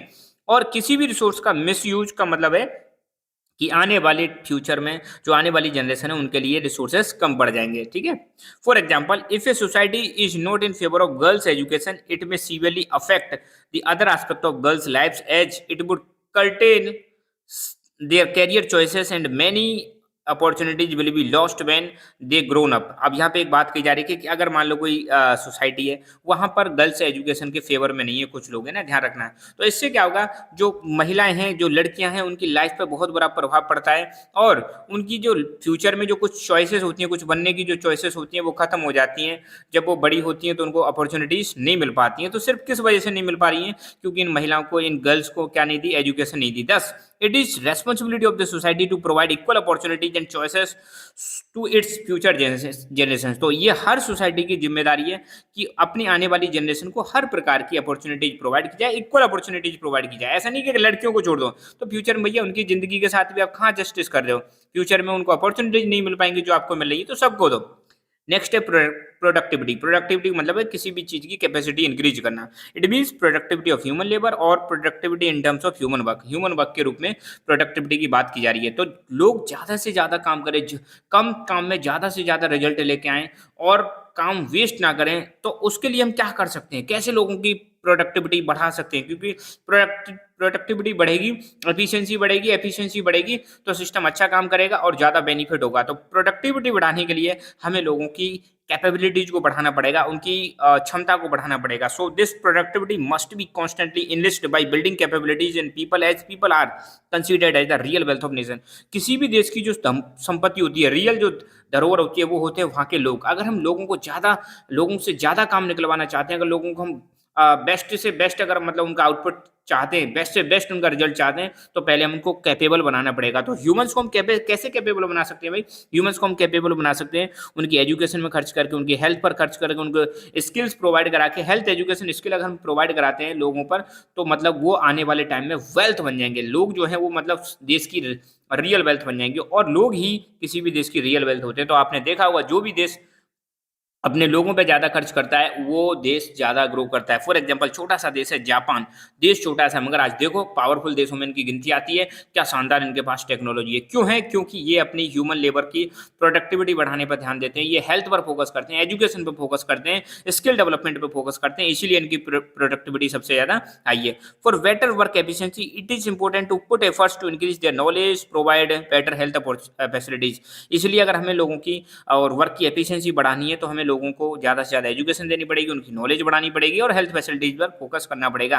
फोर्थ है आपका पिलर इंपावरमेंट। इंपावरमेंट का मतलब है लोगों को मजबूत करना है, लोगों की चॉइसेस को इंक्रीज करना है, लोगों को पावरफुल बनाना। ठीक है, तो empowerment means to have power to make choices. लोगों के पास पावर होनी चाहिए कि वो अपनी चॉइस खुद डिसाइड कर सकें, अपने हिसाब से काम कर सकें। Such powers comes from increasing freedom and capability. और लोग कब अपनी मतलब चॉइस, लोगों को कब मतलब लोग जो हैं कब अपनी चॉइस को खुद डिसाइड कर सकते हैं, खुद के हिसाब से मतलब जो चाहें वो कर सकते हैं, वो जब हम उनकी फ्रीडम बढ़ाएं और उनकी क्षमता बढ़ाएं। जब हम लोगों की फ्रीडम पे फोकस करेंगे, कैपेबिलिटी पे फोकस करेंगे, उनको ज़्यादा आज़ादी देंगे, तो डेफिनेटली वो अपनी चॉइस खुद मतलब डिसाइड कर सकते हैं कि हमें क्या करना है, क्या नहीं करना है। The government should provide good governance and people oriented policies to empower people. सरकार की भी जिम्मेदारी है कि कुछ सरकार को अच्छी गवर्नेंस प्रोवाइड करनी चाहिए और पॉलिसीज ऐसी होनी चाहिए जो लोगों को एम्पावर करे, जो लोगों को मजबूत करे, जो लोगों को सशक्त करें। The empowerment of socially and economically disadvantaged group is special importance. और सरकार की सबसे ज़्यादा प्रायोरिटी होनी चाहिए जो सोसाइटी में सबसे ज़्यादा जो सोशली और इकोनॉमिकली बैकवर्ड ग्रुप हैं, पिछड़े हुए ग्रुप हैं, उन पर सबसे ज़्यादा फोकस करें, ताकि इनके पास भी पावर हो कि वो भी अपनी चॉइसेस मेक कर सके, अपनी चॉइसेस के हिसाब से काम कर सके। ऐसा नहीं कि जो काम उनकी पुरानी जनरेशन करती आ रही है वही काम करते रहें। ठीक है, the government should give special attention on socially and economically backward groups to empower them. तो सरकार को सबसे ज़्यादा सोशली और इकोनॉमिकली बैकवर्ड ग्रुप पर फोकस करने की जरूरत है, ताकि हम उनको एम्पावर कर सकें। तो आज के लेक्चर में बस इतना ही। Thank you so much. और लक्की एजुकेशन को सब्सक्राइब करना ना भूलें और be the part of Lucky Education family. Thank you. Hello everyone, welcome to Lucky Education. और आज हम देखेंगे एक टॉपिक कवर करने वाले हैं पूरा approaches to human development. Class 12 की ज्योग्राफी बुक का नाम है फंडामेंटल्स ऑफ ह्यूमन ज्योग्राफी और इसका चैप्टर नंबर 4 है ह्यूमन डेवलपमेंट। और इसमें ह्यूमन डेवलपमेंट की 4 अप्रोच दे रखी हैं, 4 अप्रोच। तो उन सारी अप्रोचेज को हम इसमें डिस्कस करने वाले हैं, कंप्लीट टॉपिक का एनालिसिस करने वाले हैं। ठीक है, तो शुरुआत करते हैं अप्रोचेज टू ह्यूमन डेवलपमेंट। तो देखो, ह्यूमन डेवलपमेंट के सामने जो प्रॉब्लम है, इनको डिस्कस करने के लिए हमारे पास 4 अप्रोच हैं जो बुक में आपकी दे रखी हैं। Number 1 income approach, number 2 welfare approach, number 3 minimum needs approach और नंबर 4 है कैपेबिलिटी अप्रोच। अब जरूरी नहीं है सारी की सारी अप्रोच आपके एग्जाम में पूछी है, 1-2 अप्रोच पूछी जा सकती है, एक पूछी जा सकती है। खैर, ये एग्जाम वाला मैटर दूसरा है। फिलहाल हमको समझना है कि ह्यूमन डेवलपमेंट की कौन कौन सी अप्रोच है और कौन कौन सी अप्रोच क्या क्या कहती है। ह्यूमन डेवलपमेंट की पहली अप्रोच है जिसका नाम है इनकम अप्रोच।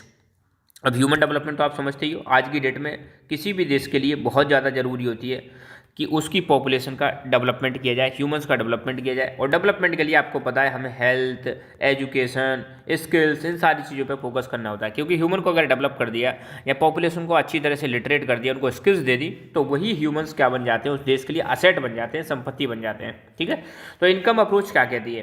पहली बात तो ये सबसे पुरानी अप्रोच है, ओल्डेस्ट अप्रोच है। एक क्वेश्चन तो यही बन जाएगा कि ह्यूमन डेवलपमेंट की सबसे पुरानी अप्रोच का नाम क्या है, तो वो है आपकी इनकम अप्रोच। ठीक है, ये ह्यूमन डेवलपमेंट को लिंक करती है इनकम से।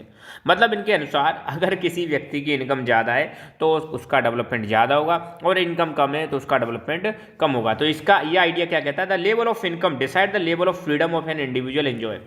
अगर किसी व्यक्ति के पास पैसा ज़्यादा है तो उसके पास फ्रीडम ज़्यादा होगी, और किसी व्यक्ति के पास पैसा नहीं है तो उसके पास फ्रीडम कम होगी। ये कहती है कौन? ह्यूमन इनकम अप्रोच कहती है। गरीब आदमी है, उसके पास पैसा नहीं है, तो वो मतलब ज़्यादा एंजॉय नहीं कर सकता, वो जो नहीं करना चाहे वो नहीं कर सकता, ठीक है। ये इस अप्रोच का मानना है। पैसे वाले लोग हैं, जो चाहे वो कर सकते हैं, एक देश से दूसरे देश में जा सकते हैं, घूम सकते हैं, जो चाहे वो खरीद सकते हैं, तो ये इसका मानना है। Higher the level of income higher is the level of human development. तो यहाँ पे पूरा की पूरा फोकस कर रखा है कि अगर इनकम का लेवल ज़्यादा होगा तो ह्यूमन डेवलपमेंट ज़्यादा होगा, इनकम का लेवल कम होगा तो ह्यूमन डेवलपमेंट कम होगा। कुछ हद तक आप कह सकते हो ये सही भी है, क्योंकि यार आज की डेट में if you don't have money if you don't have money आपके पास नहीं है, इनकम आपकी अच्छी नहीं है, तो आप मतलब सीधी बात है हेल्थ पर भी इन्वेस्ट नहीं कर सकते, एजुकेशन पर भी इन्वेस्ट नहीं कर सकते, स्किल्स पर भी इन्वेस्ट नहीं कर सकते, ठीक है। मगर हर बार इनकम या मनी ही इंपॉर्टेंट नहीं होता, मनी के अलावा और भी चीज़ें इंपॉर्टेंट होती हैं डेवलपमेंट के लिए। खैर हमें ऐसा एनालिसिस नहीं करना है, फिलहाल जो इनकम अप्रोच में जो दे रखा है वही लिखना है, ठीक है। अगर एक क्वेश्चन आए right A short note on income approach, तो ये 3-4 पॉइंट आप लिख के बता देना। दूसरी अप्रोच है वेलफेयर अप्रोच। ह्यूमन डेवलपमेंट की सेकंड अप्रोच का नाम क्या है? Welfare approach. तो this approach puts human being at the central position where he और she is the beneficiary of और target of all development activities. पहली बात तो वेलफेयर अप्रोच में सेंटर में किसको रखा जाता है? इंसानों को रखा जाता है। कि कोई भी प्रोग्राम चला रही है सरकार या कोई भी मतलब एक्टिविटी की जा रही है तो उसमें सेंटर में किसको रखा जाए? इंसानों को सेंटर में रख के उसको प्रोग्राम को एक्टिवेट किया जाए कि भाई हम जो भी प्रोग्राम चला रहे हैं वो किसके लिए चला रहे हैं? ह्यूमन बीइंग के लिए चला रहे हैं, और इनको फायदा पहुंचना ही पहुंचना चाहिए। The approach argue for higher government expenditure on education, health, social security and amenities।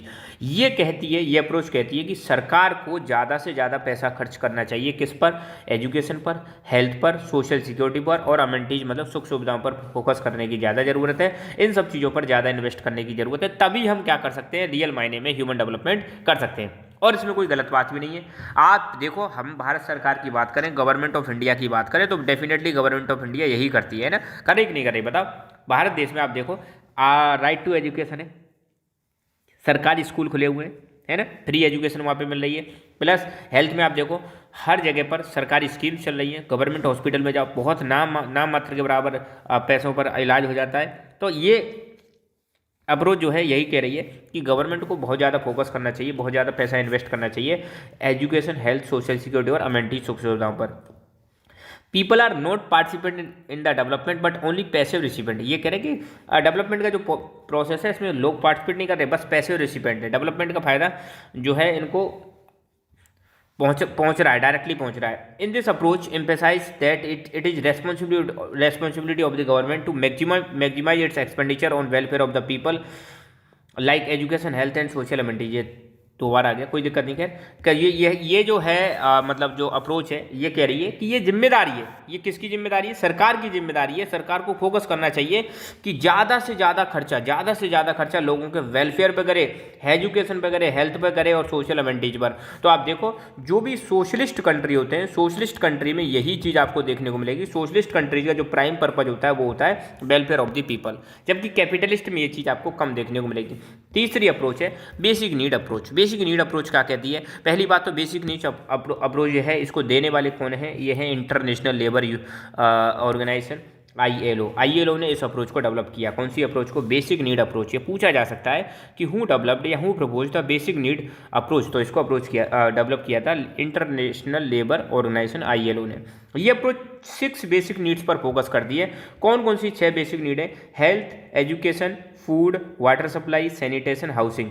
ये अप्रोच कहती है कि इन 6 चीज़ों पर हमें फोकस करने की जरूरत है, ह्यूमन डेवलपमेंट अपने आप हो जाएगा। हमें हेल्थ पर फोकस करने की जरूरत है, हमें एजुकेशन पर फोकस करने की जरूरत है, हमें खाने पर प्रॉपर खाना मिल पाए, वाटर सप्लाई, सैनिटेशन, सफाई और हाउसिंग, इन सब चीज़ों पर फोकस करने की जरूरत है। और साथ के साथ में ये कहती है this emphasis more on fulfilment of basic needs of certain sections and the question of human choice is ignored. ये कह रहे कुछ सेक्शन जो है आप सोसाइटी में बहुत सारे सेक्शन ऐसे हैं जो बहुत ही ज़्यादा डिप्राइव्ड है, उनको बेसिक फैसिलिटीज नहीं मिल पाती हैं। तो ये कह रही है कि उन बेसिक जो सर्टेन सेक्शन जो हैं, ये जो कुछ सोसाइटी के जो वंचित लोग हैं उन पर हमें उनकी बेसिक नीड्स के फुलफिलमेंट की ज़रूरत है। उनकी basic needs must be fulfilled, ये उस पर ध्यान दे रही है ये वाली अप्रोच। कौन सी? Basic need approach. ये कह रही ह्यूमन चॉइस को साइड में रख दो, हैं ह्यूमन चॉइस पर ज़्यादा फोकस करने की जरूरत नहीं, पहले तो बेसिक बेसिक नीड्स फुलफिल करो, बाकी चीज़ें तो बाद बाद की बात है, पहले बेसिक नीड फुलफिल होनी चाहिए। फोर्थ अप्रोच है आपकी कैपेबिलिटी अप्रोच। इसको डेवलप किया था या ये संबंधित है प्रोफेसर अमर्त्य सेन से संबंधित है, जो इंडियन है, आपको पता ही है ना, और इकोनॉमिस्ट भी है, नोबेल प्राइज भी मिल चुका है। तो ही advocated building human capabilities in the areas of health, education and access to resources in order to increase the level of development। ये कह रहे हैं कि अगर हमें रियल मायने में डेवलपमेंट लाना है, ह्यूमन डेवलपमेंट करना है, तो हमें ह्यूमन कैपेबिलिटीज़ को इंक्रीज करना पड़ेगा, इंसान को मतलब कैपेबल बनाना पड़ेगा। किसके माध्यम से कर सकते हैं? वो हेल्थ के माध्यम से, एजुकेशन के माध्यम से, और उनको प्रॉपर रिसोर्स प्रोवाइड करा के या उनको एबल बना के, ताकि वो अब रिसोर्स जनरेट भी कर सकें, उस लाइक हम बना सकें। इस पर फोकस करने की ज़रूरत है, ह्यूमन कैपेबिलिटी जो एनहेंस करने की ज़रूरत है। जैसे ही हमने ह्यूमन कैपेबिलिटी जो एनहेंस कर दिया, ह्यूमन डेवलपमेंट अपने आप बढ़ जाएगा। हमें ज़्यादा से ज़्यादा हेल्थ पर फोकस करने की ज़रूरत है, एजुकेशन पर फोकस करने की ज़रूरत है, और एक्सेस टू रिसोर्सेज का मतलब हमें उसको सारे रिसोर्स मिल सकें और इनकम वो मतलब कमा सके, मतलब मनी की भी, मतलब मनी प्रोवाइड कराने की भी ज़रूरत है, या उसको इस लायक बनाने की ज़रूरत है ताकि वो मनी जनरेट कर सके। तो आप हेल्थ, एजुकेशन, स्किल पे फोकस करोगे तो अपने आप ही व्यक्ति क्या है, मनी कमाने वाला बन जाएगा। तो ये अप्रोच किस पर फोकस कर रही है? Building human capabilities. तो देखो कोई सी भी अप्रोच हो, if we talk any approach, तो मेनली दो तीन चीज़ें निकल के आती हैं। तो हमें हेल्थ पर फोकस करने की जरूरत है, एजुकेशन पर फोकस करने की जरूरत है, और उनको इनकम पर भी फोकस करने की जरूरत है। तो ये सारी चीज़ें, अब इनकम कैसे होगी? तो उसको भैया जो आज की डेट में अनएम्प्लॉयमेंट की समस्या है उसको क्या करना पड़ेगा? खत्म करना पड़ेगा, एम्प्लॉयमेंट प्रोवाइड करना पड़ेगा। मगर एम्प्लॉयमेंट के लिए फिर बात आ जाती है, स्किल होनी चाहिए, तो स्किल पर फोकस करने की जरूरत है, और एजुकेशन पर भी फोकस करने की जरूरत है, और हेल्थ पर भी फोकस करने की जरूरत है। तो पहले तो हमने सारी अप्रोचेस के बारे में डिस्कस करना है। तो दोबारा मैं बता रहा हूँ, इनकम अप्रोच कह रही है इनकम पे फोकस करना चाहिए। जितनी ज़्यादा इनकम होगी उतनी ज़्यादा लोगों के पास फ्रीडम होगी, जितनी ज़्यादा इनकम होगी उतनी ज़्यादा डेवलपमेंट होगा। वेलफेयर अप्रोच करिए कि सरकार को ज़्यादा से ज़्यादा फोकस करना चाहिए। किस पर फोकस करना चाहिए? हेल्थ, एजुकेशन, सोशल सिक्योरिटी और बेसिक अमेनिटीज पर फोकस करना चाहिए। बेसिक नीड अप्रोच क्या करिए? पहली बात उसको इंटरनेशनल लेबर ऑर्गेनाइजेशन ने दिया, ये basic needs must be fulfilled, specially certain section, जो पिछड़े हुए सोसाइटी के सेक्शन में, उनकी बेसिक नीड फुलफिल होनी चाहिए, जैसे health, education, food, water supply, sanitation और हाउसिंग। इनको फुलफिल करो, अपने आप डेवलपमेंट आ जाएगा। कैपेबिलिटी अप्रोच में पहली बात प्रोफेसर अमर्त्य सेन से संबंधित है, और ये कहते हैं कि हमें इंसान की कैपेबिलिटीज को डेवलप करना चाहिए, health, education, access to resources पर फोकस करना चाहिए, तो अपने आप ह्यूमन डेवलपमेंट हो जाएगा। तो ये चार अप्रोच यहाँ पे डिस्कस की गई हैं, ठीक है। तो आज के लेक्चर में बस इतना ही, और अगर आपने अभी तक लक्की एजुकेशन को सब्सक्राइब नहीं किया है तो subscribe it now, so that you can receive more videos regarding class 12 history, geography, political science, जो भी आपको चाहिए सब यहाँ पे मिलेगा। So thank you so much, keep learning, keep enjoying, and God bless you all. Hello everyone, welcome to Lucky Education. और आज हम देखेंगे मेजरिंग ह्यूमन डेवलपमेंट, कैसे ह्यूमन डेवलपमेंट को मेजर किया जाता है, ये टॉपिक हम देखेंगे। ये जो टॉपिक है आपका क्लास 12 की ज्योग्राफी बुक है आपकी, फंडामेंटल्स ऑफ ह्यूमन ज्योग्राफी, और चैप्टर नंबर 4 ह्यूमन डेवलपमेंट में दे रखा है। इस चैप्टर के 3 वीडियोज ऑलरेडी अपलोड किए जा चुके हैं, तो प्ले लिस्ट में जाके उनको चेक कर सकते हो। ये 4th वीडियो है, इसके बाद एक वीडियो और आएगा, उसके बाद ये चैप्टर हमारा फिनिश हो जाएगा। तो measuring human development, human development को किस प्रकार से मेजर किया जाता है, क्या क्या चीजें कंसीडर की जाती है, वो सारी चीजें हम जानेंगे इस वीडियो में, ठीक है। तो ह्यूमन डेवलपमेंट इंडेक्स और ह्यूमन पॉवर्टी इंडेक्स, ये दो इंडेक्स ऐसे हैं जो मेजर करते हैं ह्यूमन डेवलपमेंट को, और इनको कौन रिलीज करता है? यूएनडीपी। यूएनडीपी का मतलब है यूनाइटेड नेशंस डेवलपमेंट प्रोग्राम। दो इंडेक्स हैं, नंबर 1 एचडीआई और नंबर 2 है आपका एचपीआई। ये दोनों के दोनों किसको मेजर करते हैं? ह्यूमन डेवलपमेंट को मेजर करते हैं। कौन रिलीज करता है इनको? यूएनडीपी। और यूएनडीपी किसका ही पार्ट है? ये ही पार्ट है यूएनओ, यूनाइटेड नेशंस ऑर्गेनाइजेशन का पार्ट है। 1990 से 1990 से आपको देखने को मिलेगा हर साल यूएनडीपी के द्वारा एक रिपोर्ट पब्लिश की जाती है, HDR, human development report publish की जाती है यूएनडीपी के द्वारा, हर साल पब्लिश की जाती है। ये भी एक चीज ध्यान रखना, ये जो ह्यूमन डेवलपमेंट रिपोर्ट है एनुअली पब्लिश की जाती है। कौन पब्लिश करता है? यूएनडीपी पब्लिश करता है। और ये रिपोर्ट क्या करती है? सभी जितने भी कंट्रीज हैं, जितने भी कंट्रीज को ये कंसीडर करती है, उन कंट्रीज की एक रैंक प्रोवाइड कराती है कि किस किस कंट्री का ह्यूमन डेवलपमेंट के मामले में क्या क्या रैंक है। एक तो रैंक मिलेगी, प्लस स्कोर भी देती है कि ये स्कोर है। इसमें स्कोर जनरली 0 से 1 के बीच में रहता है। 1 की तरफ अगर आपका स्कोर है तो आप बहुत अच्छा परफॉर्म कर रहे हो ह्यूमन डेवलपमेंट के मामले में। 0 की तरफ स्कोर है, इसका मतलब आप बहुत बेकार परफॉर्म कर रहे हो ह्यूमन डेवलपमेंट के मामले में। अब स्पेसिफिकली हम डील करेंगे ह्यूमन डेवलपमेंट इंडेक्स के बारे में, एचडीआई। ह्यूमन डेवलपमेंट इंडेक्स, इसको क्रिएट किया गया था डॉक्टर महबूब उलक, जो कि एक पाकिस्तानी इकोनॉमिस्ट थे। इनके द्वारा 1990 में इसको क्रिएट किया गया था। ये जो रिपोर्ट है या ये जो इंडेक्स है एचडीआई, ये कंट्रीज को रैंकिंग मतलब स्कोर देता है 0 और 1 के बीच में, 0 और 1 के बीच में, ठीक है। और जो भी कंट्री मतलब 0 और 1 के बीच में जितना भी स्कोर आता है उसी के आधार पर कहा जाता है कि ये कंट्री लो डेवलपमेंट वाला है या मीडियम डेवलपमेंट वाला है या हाई डेवलपमेंट वाला है या वेरी हाई डेवलपमेंट वाला है। तो मतलब 3 की एरियाज हैं, ठीक है, अलग अलग की एरियाज में स्कोर मेजर किया जाता है और उसको फिर सम करके बता दिया जाता है, ठीक है। ह्यूमन डेवलपमेंट जो इंडेक्स है इसमें 3 एरियाज की परफॉर्मेंस चेक की जाती है, नंबर 1 हेल्थ, नंबर 2 एजुकेशन और नंबर 3 एक्सेस टू रिसोर्सेज। इन 3 चीजों को मेजर करते हैं अलग अलग कंट्रीज की, और इन सब का वेटेज 1/3 वेटेज रहता है, और फिर जितना भी इनका मतलब स्कोर मिलेगा उसको सम कर देते हैं, और सम करने के बाद उसकी वैल्यू 0 या 1 के बीच में आती है, ठीक है। मैं दिखाऊंगा आपको, इस साल की रिपोर्ट दिखाऊंगा ताकि और क्लियर हो जाएगा आपका। तो 3 की एरियाज है, ध्यान देना, 3 की एरियाज है। पहला एरिया है हेल्थ, हेल्थ को ध्यान में रखा जाता है, और हेल्थ में क्या चीज चेक करते हैं, life expectancy at birth. Life expectancy at birth का मतलब है कि एक इंसान एवरेज कितना जी पा रहा है, मतलब हर कंट्री में लाइफ एक्सपेक्टेंसी चेक की जाती है कि इनकी एवरेज यहाँ पे जो इंसान है, एवरेज यहाँ पे जो मैन और वुमेन है कितना जी पा रहे हैं वो चेक की जाती है, और ये एक इंडिकेटर है हेल्थ को असेस करने का। ध्यान देना, हेल्थ को असेस करने का इंडिकेटर कौन सा है, लाइफ एक्सपेक्टेंसी एट बर्थ। तो किसी भी देश की जितनी ज्यादा लाइफ एक्सपेक्टेंसी होगी इसका मतलब वहां पे लोग लंबी और हेल्दी लाइफ जी रहे हैं। अगर किसी देश की लाइफ एक्सपेक्टेंसी कम है इसका मतलब वहां पे लंबी लाइफ नहीं जी रहे हैं, हेल्थ का स्टेटस बहुत बेकार है, ठीक है। तो यहाँ पर थोड़ा एक एग्जाम्पल के लिए, बुक में तो नहीं है, एक मैंने पुराना डेटा उठाया है, यहाँ पे आप देख सकते हो लाइफ एक्सपेक्टेंसी दे रखी है, वर्ल्ड बैंक के द्वारा दी गई है, और 2020 की मतलब एक रिपोर्ट है, लाइफ एक्सपेक्टेंसी स्पेशली है ना। लाइफ एक्सपेक्टेंसी के मामले में आप देखोगे यहाँ पे नंबर 1 पर आप देखो, यहाँ नंबर 1 क्या है, मतलब ऊपर ही ऊपर देख लो, ऑस्ट्रेलिया जो है यहाँ पर लोग लगभग 83 साल जी पाते हैं एवरेज, है ना। इसके अलावा दूसरा कंट्री दे रखा है आपका स्विट्जरलैंड, स्विट्जरलैंड में 83 साल जी पाते हैं, New Zealand 82, Canada 82, UK 81, UAE 78, USA 77, Pakistan 67, China 77, India 70। तो ये लाइफ एक्सपेक्टेंसी है कि एवरेज इंसान इतने साल जी पा रहा है यहाँ पे। अगर ज्यादा जी पा रहा है इसका मतलब ये कि वहां पे हेल्थ फैसिलिटीज बहुत अच्छी है, कम जी पा रहा है इसका मतलब ये कि हेल्थ फैसिलिटीज बहुत बेकार है, ठीक है। तो ये हेल्थ को चेक करके हम बताते हैं किसके बारे में, लाइफ एक्सपेक्टेंसी के बारे में।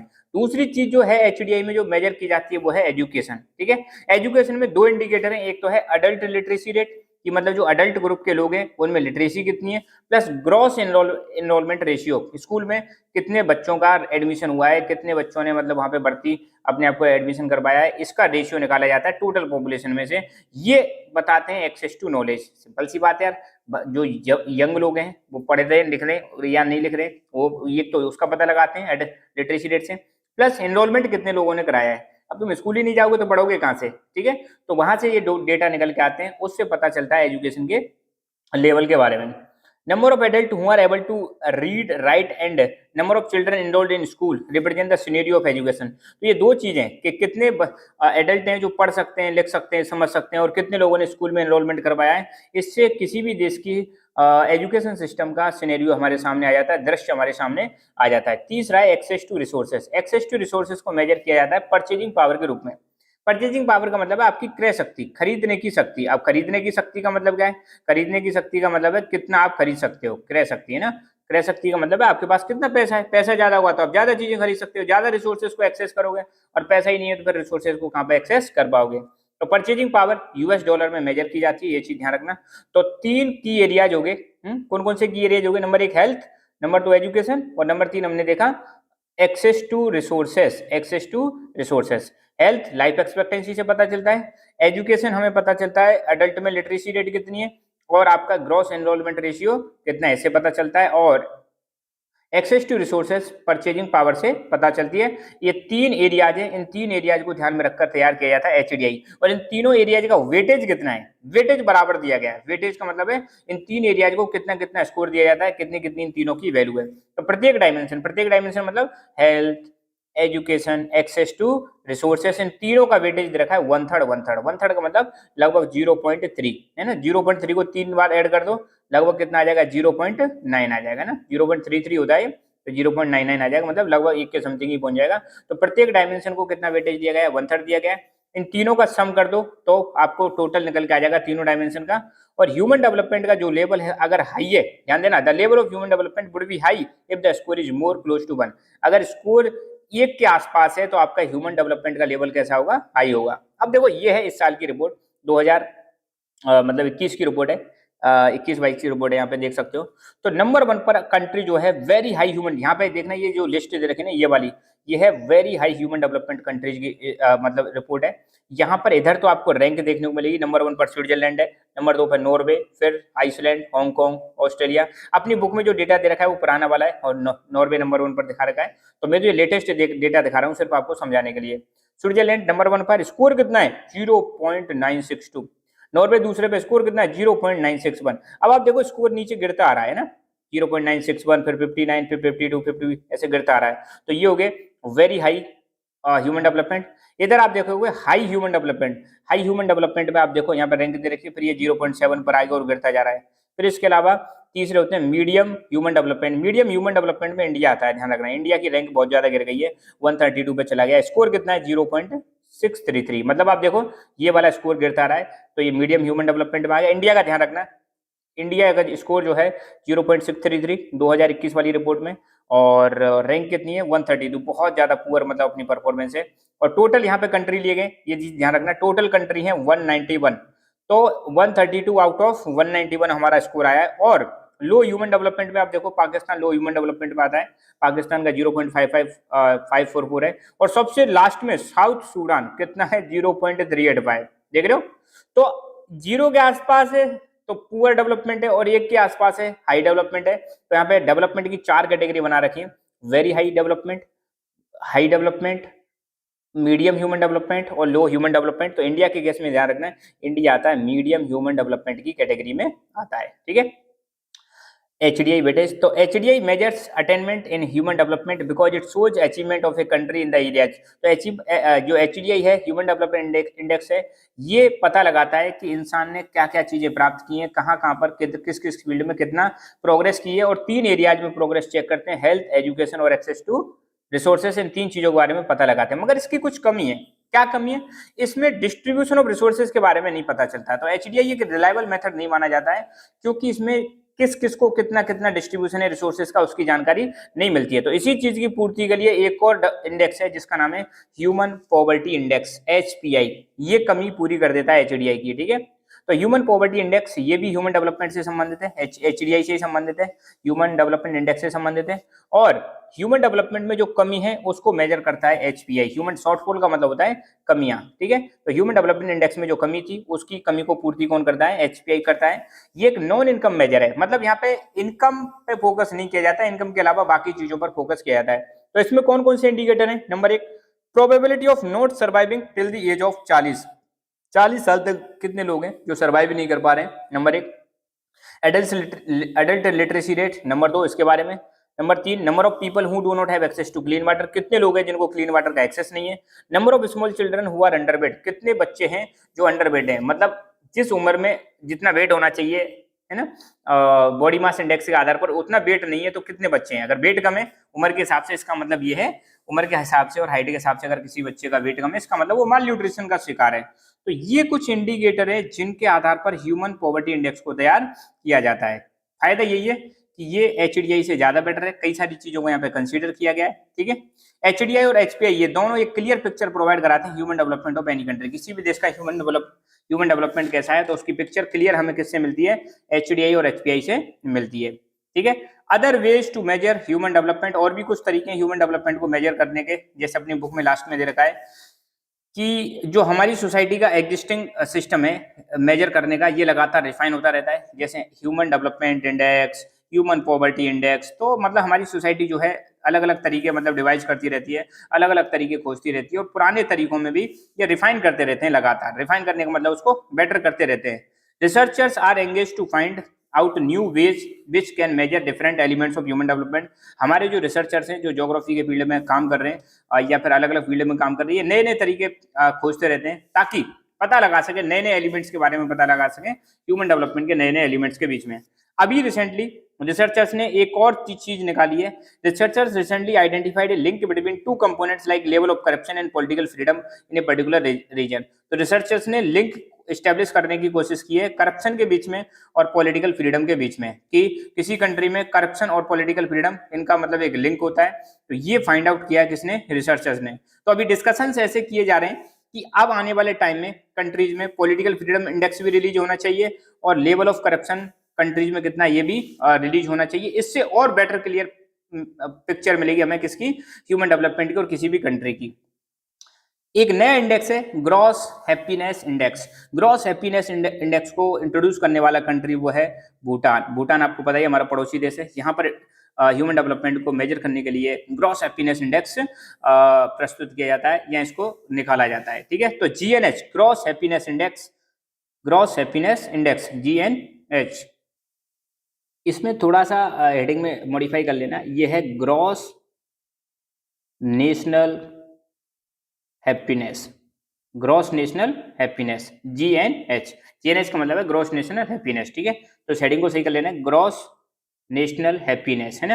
तो ग्रॉस नेशनल हैप्पीनेस एक होलिस्टिक और सस्टेनेबल अप्रोच है डेवलपमेंट की। ठीक है, इससे पता लगाते हैं किसी भी देश में अच्छे तरीके से कि वहाँ पे वाकई में सस्टेनेबल डेवलपमेंट हो रहा है या नहीं हो रहा है, कंप्लीट डेवलपमेंट हो रहा है नहीं हो रहा है। उसका एक और पता लगाने का तरीका है gross national happiness. Gross national happiness लिख लेना है ना, ग्रॉस नेशनल हैप्पीनेस।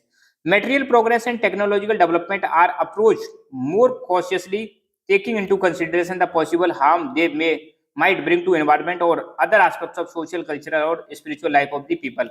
यहाँ पे आपको देखने को मिलेगा मेटेरियल प्रोग्रेस। इंसान जो है मतलब यही समझता है कि यार मेरे पास जो सामान है ना, मेटेरियल प्रोग्रेस का मतलब मेरे पास गाड़ी है, घोड़ा है, बंगला है ना, इन चीजों को ना इनको बोलते हैं मटेरियल प्रोग्रेस। अगर इंसान अपने घर की वृद्धि करता जा रहा है, सामान की वृद्धि करते जा रहा है, नई नई चीजें खरीद के ला रहा है, तो ये जो है ना, ये इसको थोड़ा सा हमें सावधानी पूर्वक लेना पड़ेगा। कई बार क्या होता है, ज्यादा मटेरियल प्रोग्रेस की वजह से आपको देखने को मिलता है हम बाकी चीजों को हार्म करते हैं ना।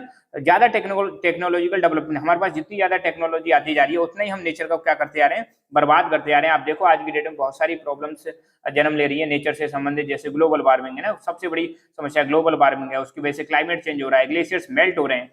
अब यार डेवलपमेंट तो आप कर रहे हो, नेचर को तो बर्बाद कर रहे हो ना, इसीलिए ये कह रहे हैं कि ये एक सस्टेनेबल अप्रोच है।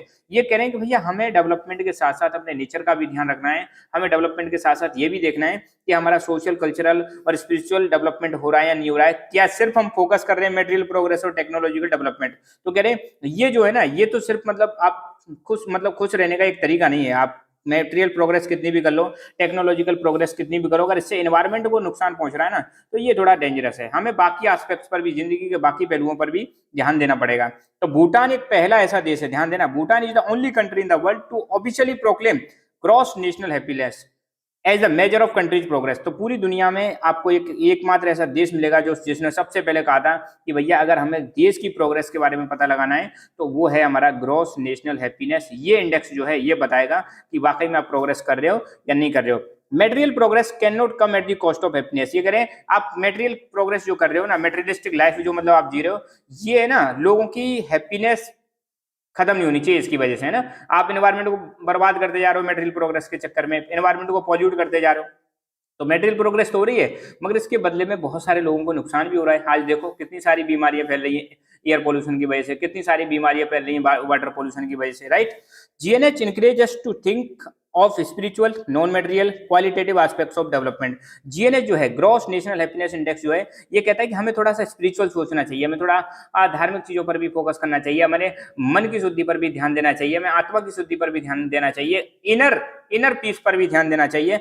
नॉन मटेरियल ये कहते हैं कि हमें हाई नहीं करनी चाहिए कि मेरे पास ये भी होना चाहिए वो भी होना चाहिए, खुश रहना सीखना चाहिए। मटेरियल प्रोग्रेस से कभी भी हैप्पीनेस नहीं आती। और क्वालिटेटिव एस्पेक्ट, जिंदगी में हमें क्वालिटेटिव एस्पेक्ट्स पे फोकस करने की जरूरत है। क्वालिटेटिव एस्पेक्ट्स का मतलब है क्या, हमारा मतलब समाज में लोग कैसे हैं, सही है नहीं है, सबको शांति मिल रही है कि नहीं मिल रही है, सभी खुश हैं या नहीं है, सबको इक्वलिटी पे फोकस किया जा रहा है कि नहीं किया जा रहा है। तो मतलब अदर क्वालिटी जो है ना लाइफ में, मतलब पैसे के अलावा जो चीजें उन पर भी हमें फोकस करने की जरूरत है, तभी हैप्पीनेस आ पाएगी। तो ये है किसका, भूटान का ग्रॉस नेशनल हैप्पीनेस इंडेक्स। ठीक है, तो यहाँ पे टॉपिक हमारा खत्म हुआ। So thank you so much, keep learning, keep enjoying and God bless you all. Hello everyone, welcome to Lucky Education. और आज हम टॉपिक जो डिस्कस करने वाले हैं वो है international comparison of human development. हम दुनिया भर में देखेंगे किस किस टाइप के मतलब ह्यूमन डेवलपमेंट के आधार पर कंट्रीज होते हैं। वेरी हाई ह्यूमन डेवलपमेंट वाले कंट्रीज, हाई ह्यूमन डेवलपमेंट वाले कंट्रीज, मीडियम ह्यूमन डेवलपमेंट वाले कंट्रीज, लो ह्यूमन डेवलपमेंट वाले कंट्रीज, एज वेल एज इनके फीचर्स भी देखेंगे, क्या विशेषताएं होती हैं, क्यों इनका ह्यूमन डेवलपमेंट हाई है, क्यों किसी कंट्री का ह्यूमन डेवलपमेंट लो है। इन सारी चीजों को डिस्कस करेंगे। ये वाला जो टॉपिक है आपका लास्ट टॉपिक है, चैप्टर नंबर 4 ह्यूमन डेवलपमेंट। अपना क्लास 12 की ज्योग्राफी ज्योग्राफी की बुक है आपकी फंडामेंटल्स ऑफ ह्यूमन ज्योग्राफी, इसका ये जो चैप्टर 4 है, लास्ट टॉपिक बचा हुआ है। प्रीवियस वीडियोज आप देख लेना, तभी आपको और ज्यादा मजा आएगा इसको पढ़ने में। तो शुरुआत करते हैं, international comparison of human development. पहली बात, there is no relation of human development with size of territory and per capita income. एक चीज यहाँ पे दे रखी है कि भाई किसी भी देश का जो ह्यूमन डेवलपमेंट है ना तो वो उसके साइज पर डिपेंड करता है। साइज का मतलब है जैसे भारत बहुत बड़ा देश है, अपने अपने साउथ एशिया में देखो, साउथ एशिया में कंट्री जो है इंडिया बहुत बड़ा देश है। दुनिया भर में सबसे बड़ा देश अगर देखी जाए साइज के हिसाब से तो वो है रशिया। मगर रशिया आप देखो बहुत पीछे है ह्यूमन डेवलपमेंट के मामले में। छोटे छोटे स्मॉल स्मॉल कंट्रीज जिनका साइज मैप पे ना के बराबर है, वो कंट्रीज अपने आप को टॉप पर रखते हैं ह्यूमन डेवलपमेंट के मामले में। जैसे नॉर्वे 2020 का जो ह्यूमन डेवलपमेंट है, नॉर्वे मतलब आपको देखने को मिलेगा नंबर 1 पर है ना, नॉर्वे हो गया। तो साइज का कोई मतलब नहीं है। दूसरी बात देखिए, पर कैपिटा इनकम मतलब पैसा भी मतलब इंपॉर्टेंट नहीं है। अगर किसी के पास पैसा ज्यादा है तो आप यूं नहीं कह सकते, मतलब कोई कंट्री अगर रिच है और कोई कंट्री हल्का सा पैसे के मामले में पुअर है, तो रिचनेस कभी भी ह्यूमन डेवलपमेंट में आगे नहीं मतलब अगर रिच कंट्री है और वो मतलब एजुकेशन, हेल्थ और इन सब चीजों पे फोकस नहीं कर रहा है, तो उसका लेवल जो है ह्यूमन डेवलपमेंट के मामले में बहुत लो हो जाएगा। तो मतलब ह्यूमन डेवलपमेंट का कोई रिलेशन नहीं है किसके साथ, टेरिटरी के साथ और पर कैपिटा इनकम के साथ। ह्यूमन डेवलपमेंट वहां का अच्छा होगा जहां पे हेल्थ, एजुकेशन और रिसोर्सेस, इन तीनों चीजों पर फोकस किया जाए, उसका अच्छा होगा। साइज एंड टेरिटरी से और पर कैपिटा इनकम से कोई मतलब नहीं है। Many times it is seen that smaller countries possess higher ranks in human development report than larger countries। तो कोई अभी मैंने अभी बताया था आपको, है ना, आपका जो डेनमार्क है कैसा देश है, बहुत छोटा सा देश है। आप देखो जो नॉर्डिक कंट्रीज है, नॉर्वे, स्वीडन, फिनलैंड, इन कंट्रीज का ह्यूमन डेवलपमेंट बहुत हाई है, बहुत ज्यादा हाई है। यूरोपियन, कई सारे यूरोपियन कंट्रीज भी क्यों है, भले छोटे छोटे हैं, मगर ये क्या है, बाकी चीजों पे बहुत ज्यादा फोकस करते हैं, सोशल सेक्टर पे बहुत ज्यादा फोकस करते हैं, ह्यूमन डेवलपमेंट पे बहुत ज्यादा फोकस करते हैं, इनका हाई है। मगर ये कह रहे हैं जो बड़े बड़े कंट्रीज है, लार्जर कंट्रीज जैसे रशिया हो गया, इंडिया हो गया, इनकी कंडीशन बहुत खराब है, बहुत खराब है, ठीक है। Similarly, relatively poor nations secure higher ranks than richer neighbors in their human development। अब ये कह रहे हैं कि कई बार ऐसा भी देखने को मिलता है, कुछ गरीब देश है और उसके बगल में एक अमीर देश है। गरीब देशों का ह्यूमन डेवलपमेंट ज्यादा है किससे, अमीर देशों से। जैसे श्रीलंका का आप देखो, श्रीलंका का ह्यूमन डेवलपमेंट इंडिया से ज्यादा अच्छा है, जबकि श्रीलंका छोटा सा है और थोड़ा कंपेरेटिवली गरीब भी है। इंडिया बड़ा भी है, कंपेरेटिवली थोड़ा रिचर भी है, फिर भी ह्यूमन डेवलपमेंट के मामले में इंडिया लो है। तो यहाँ पे दो चीज अब क्लियर होकर आ गई है इस पूरे पैराग्राफ में से। नंबर एक, ह्यूमन डेवलपमेंट का नंबर एक पैसे से कोई रिलेशन नहीं है। अब रिलेशन है, इनडायरेक्टली पैसा अफेक्ट करता है, मैं इस बात को मैं आउटराइटली रिजेक्ट नहीं करूंगा, मगर जो कहा जा रहा है यहाँ पे कि मतलब जरूरी नहीं है कि हर पैसे वाला कंट्री का ह्यूमन डेवलपमेंट अच्छा हो। नंबर दो, इसका कोई साइज से भी फर्क नहीं पड़ता, टेरिटरी से भी कोई फर्क नहीं पड़ता। अब यहाँ पे एग्जांपल दे रखा है, श्रीलंका, ट्रिनिडेड टोबैगो, ये तीन कंट्रीज हैं, श्रीलंका, ट्रिनिडेड टोबैगो। श्रीलंका आपने देखा, ये ट्रिनिडेड टोबैगो छोटे छोटे कंट्रीज हैं, इनका ह्यूमन डेवलपमेंट इंडिया के मामले में ज्यादा है, इंडिया के मामले में ज्यादा है, जबकि ये बहुत छोटे छोटे कंट्रीज हैं, छोटी छोटी इकोनॉमीज हैं। मतलब इनकी इकोनॉमी और इंडिया की इकोनॉमी में जमीन आसमान का अंतर है, फिर भी इनका ह्यूमन डेवलपमेंट अच्छा है, क्योंकि यहाँ पे हेल्थ, एजुकेशन और सोशल सेक्टर, इन सब चीजों पे बहुत ज्यादा फोकस किया जाता है। अब इंडिया के अंदर हम बात करें, इंडिया के अंदर आपने देखा होगा केरल बहुत छोटा सा स्टेट है, जबकि पंजाब, गुजरात बहुत बड़े बड़े स्टेट है ना। तो यहाँ पे कहा जा रहा है कि केरल की जो पर कैपिटा इनकम है ये लो है। केरल की पर कैपिटा इनकम लो होने के बावजूद भी केरल में ह्यूमन डेवलपमेंट के मामले में इंडिया में नंबर 1 है और पंजाब, गुजरात ये बहुत पीछे। बताओ, ठीक है। तो मतलब कहने का ये कि पैसा और साइज कोई मैटर नहीं करता ह्यूमन डेवलपमेंट के मामले में। मैटर क्या करता है कि उस जगह पर जहां भी जो भी टेरिटरी है वहां पे सोशल सेक्टर पर कितना फोकस किया जा रहा है, हेल्थ, एजुकेशन पर कितना फोकस किया जा रहा है, वो ह्यूमन डेवलपमेंट को अच्छा करता है, ठीक है। अब हम देखेंगे classification of countries on the basis of human development scores. Human development scores के हिसाब से हम क्लासिफाई करेंगे कंट्रीज को। तो 4 भागों में क्लासिफाई किया गया है। देखो बुक में तो खैर ऐसा नहीं दे रखा, ये रिपोर्ट आई थी ह्यूमन डेवलपमेंट की 2020 की रिपोर्ट। अभी जो लेटेस्ट बुक है 2022 और 2023 की जो एनसीईआरटी बुक है उसका डेटा मैं आपको दे रहा हूँ, ठीक है। हो सकता है फ्यूचर में चेंज हो जाए और ये चेंज होते रहते हैं। तो 2020 का डेटा मैं आपको बताऊंगा। इस 20 के डेटा के हिसाब से कंट्रीज का स्कोर कितना है और कितने कितने कंट्रीज इसमें है ना। तो ह्यूमन डेवलपमेंट स्कोर के आधार पर कंट्रीज को 4 भागों में बांटा गया है। Countries with very high human development index, countries with high human development index और कंट्रीज विद मॉडरेट, मॉडरेट मतलब medium human development index, countries with low human development index. तो 4 कैटेगरी है, वेरी हाई, हाई, मॉडरेट और लो। यहाँ पर आप table देख सकते हो, टेबल भी दे रखी है। वेरी हाई अगर स्कोर किसी भी कंट्री का, देखो आपको पता है स्कोर कितना रहता है एचडीआई का, 0 से 1 के बीच में रहता है। 1 के आसपास है तो बहुत अच्छा डेवलपमेंट है, 0 के आसपास है तो बहुत कम डेवलपमेंट है। अगर किसी कंट्री का स्कोर 0.8 से ऊपर है तो उसको हम रखेंगे वेरी हाई ह्यूमन डेवलपमेंट की कैटेगरी में। और ऐसे 66 कंट्रीज हैं 2020 की रिपोर्ट के आधार पर, है ना। हाई ह्यूमन डेवलपमेंट की कैटेगरी में कौन से कंट्रीज आते हैं जिनका स्कोर 0.7 से 0.799 के बीच में, उसको हम रखेंगे हाई ह्यूमन डेवलपमेंट की कैटेगरी में। ऐसे 53 कंट्रीज हैं। Moderate human, medium human development कहाँ कितने देशों का है और कौन कौन सा स्कोर के कितना स्कोर होना चाहिए इसके लिए, तो इसके लिए स्कोर दे रखा है 0.55 से 0.699 और ऐसे 37 कंट्रीज हैं। और लो ह्यूमन डेवलपमेंट की कैटेगरी में 33 कंट्रीज आते हैं। और लो ह्यूमन डेवलपमेंट में कौन आता है, ऐसे कंट्रीज जिनका स्कोर 0.549 से नीचे नीचे है। ठीक है, तो ये टेबल है, ध्यान रखना है, क्वेश्चन इसमें से बन सकता है, कोई डाउट नहीं है। तो countries with very high human development index, तो यहाँ पे आप देख सकते हो ये रिपोर्ट में दे रखा है कि वेरी हाई ह्यूमन डेवलपमेंट की कैटेगरी में 2020 में कौन कौन से देश आए। Norway, Ireland, Switzerland, Hong Kong, China, Iceland, Germany, Sweden, Australia, Netherland, Denmark, Finland, Singapore, UK, Belgium, New Zealand, Canada. बहुत छोटे छोटे कंट्रीज है, बहुत ज्यादा साइज नहीं है कई इनमें से कई सारे देशों का, फिर भी ह्यूमन डेवलपमेंट में बहुत आगे हैं। तो नंबर 1 भैया, नंबर 1 पर कौन है यहाँ पे, नॉर्वे। नंबर 1 पर कौन है, नॉर्वे। नॉर्डिक कंट्री है, नॉर्वे, स्वीडन, फिनलैंड, तीनों पास में आते हैं। ठीक है, तो वेरी ह्यूमन डेवलपमेंट में कौन से देश आते हैं जिनका स्कोर 0.800 से ज्यादा है। और 2020 की ह्यूमन डेवलपमेंट रिपोर्ट में ऐसे कितने कंट्रीज है, 66 कंट्रीज है। राइट, मूविंग फॉरवर्ड, वेरी अब आगे high human development. High human development में कौन से कंट्रीज आते हैं जिनका स्कोर 0.701 से 0.799 स्कोर हो, तो उसको हम लेते हैं हाई ह्यूमन डेवलपमेंट की कैटेगरी में। और ऐसे 53 कंट्रीज आते हैं। अब यहाँ पे खास बात, इन कंट्रीज की कुछ विशेषताएं, ऐसे कंट्रीज जिनका ह्यूमन डेवलपमेंट हाई है उन कंट्रीज को कैसे पहचानोगे, है ना।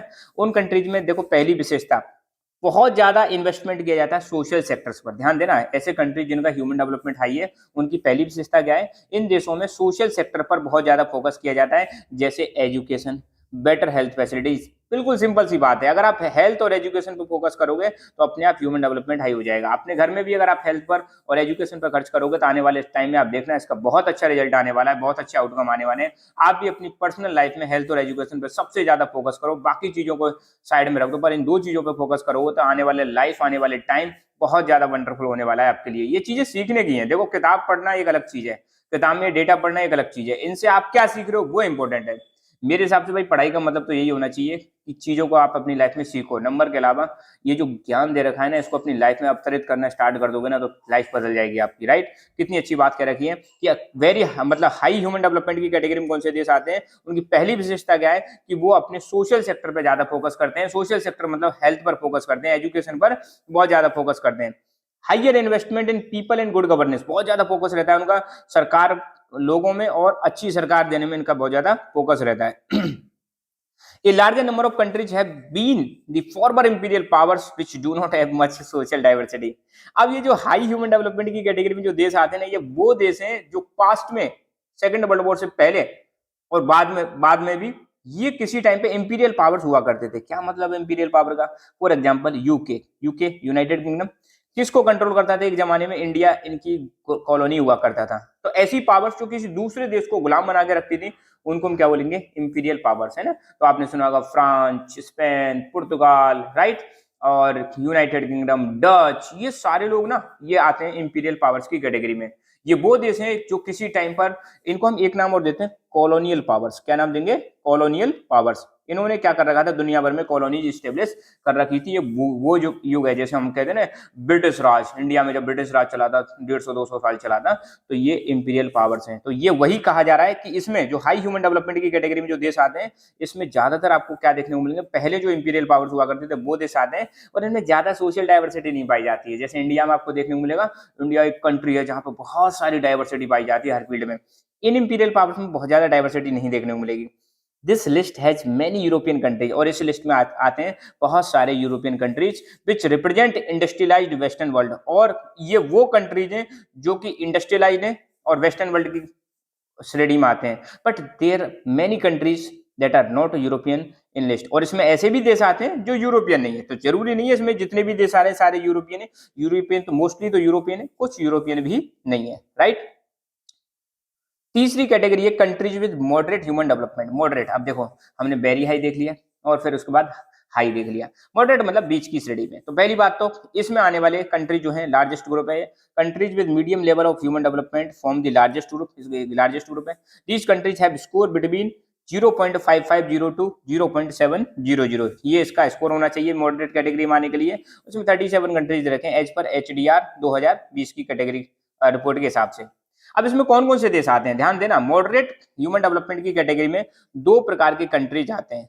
एक तो वो कंट्रीज आते हैं जो सेकेंड वर्ल्ड वॉर सेकेंड के बाद क्या हुए थे, निकल के आए थे, और एक वो देश आते हैं जो USSR के डिसइंटीग्रेशन होने के बाद निकल के आए थे। अब देखो आपने पॉलिटिकल साइंस पढ़ी होगी, आपने ये भी पढ़ा है कि 1945 में सेकेंड वर्ल्ड वॉर खत्म हो गया था।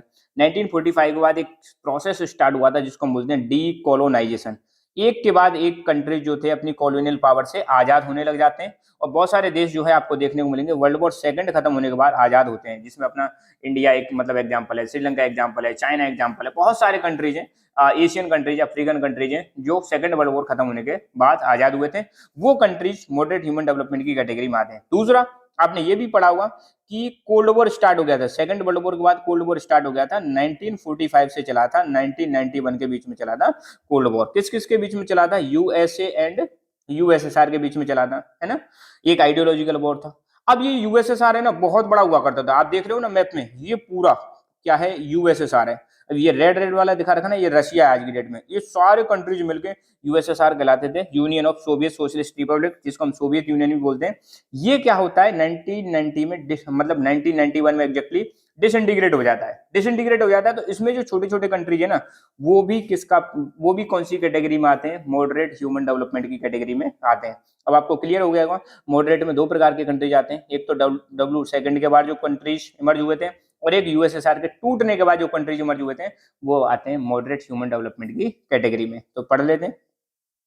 तो most of these countries are have emerge after second world war, इसमें ज्यादातर जो कंट्रीज हैं वो सेकंड वर्ल्ड वॉर के बाद इमर्ज हुए। Some countries were former colonies, इसमें से बहुत सारे कंट्रीज तो ऐसे हैं जो फॉर्मर कॉलोनीज, जैसे इंडिया फॉर्मर कॉलोनीज था किसकी, UK की, right. And some countries were formed after disintegration of USSR in 1990, और कुछ कंट्रीज ऐसे हैं जो USSR के डिसइंटीग्रेट होने के बाद इमर्ज हुए थे, राइट। और इनके अब कुछ फीचर्स दे रखे हैं यहाँ पे, क्या विशेषता है इनकी। Many of these countries are trying to improve their human development score by adopting more people oriented policies and reducing social discrimination.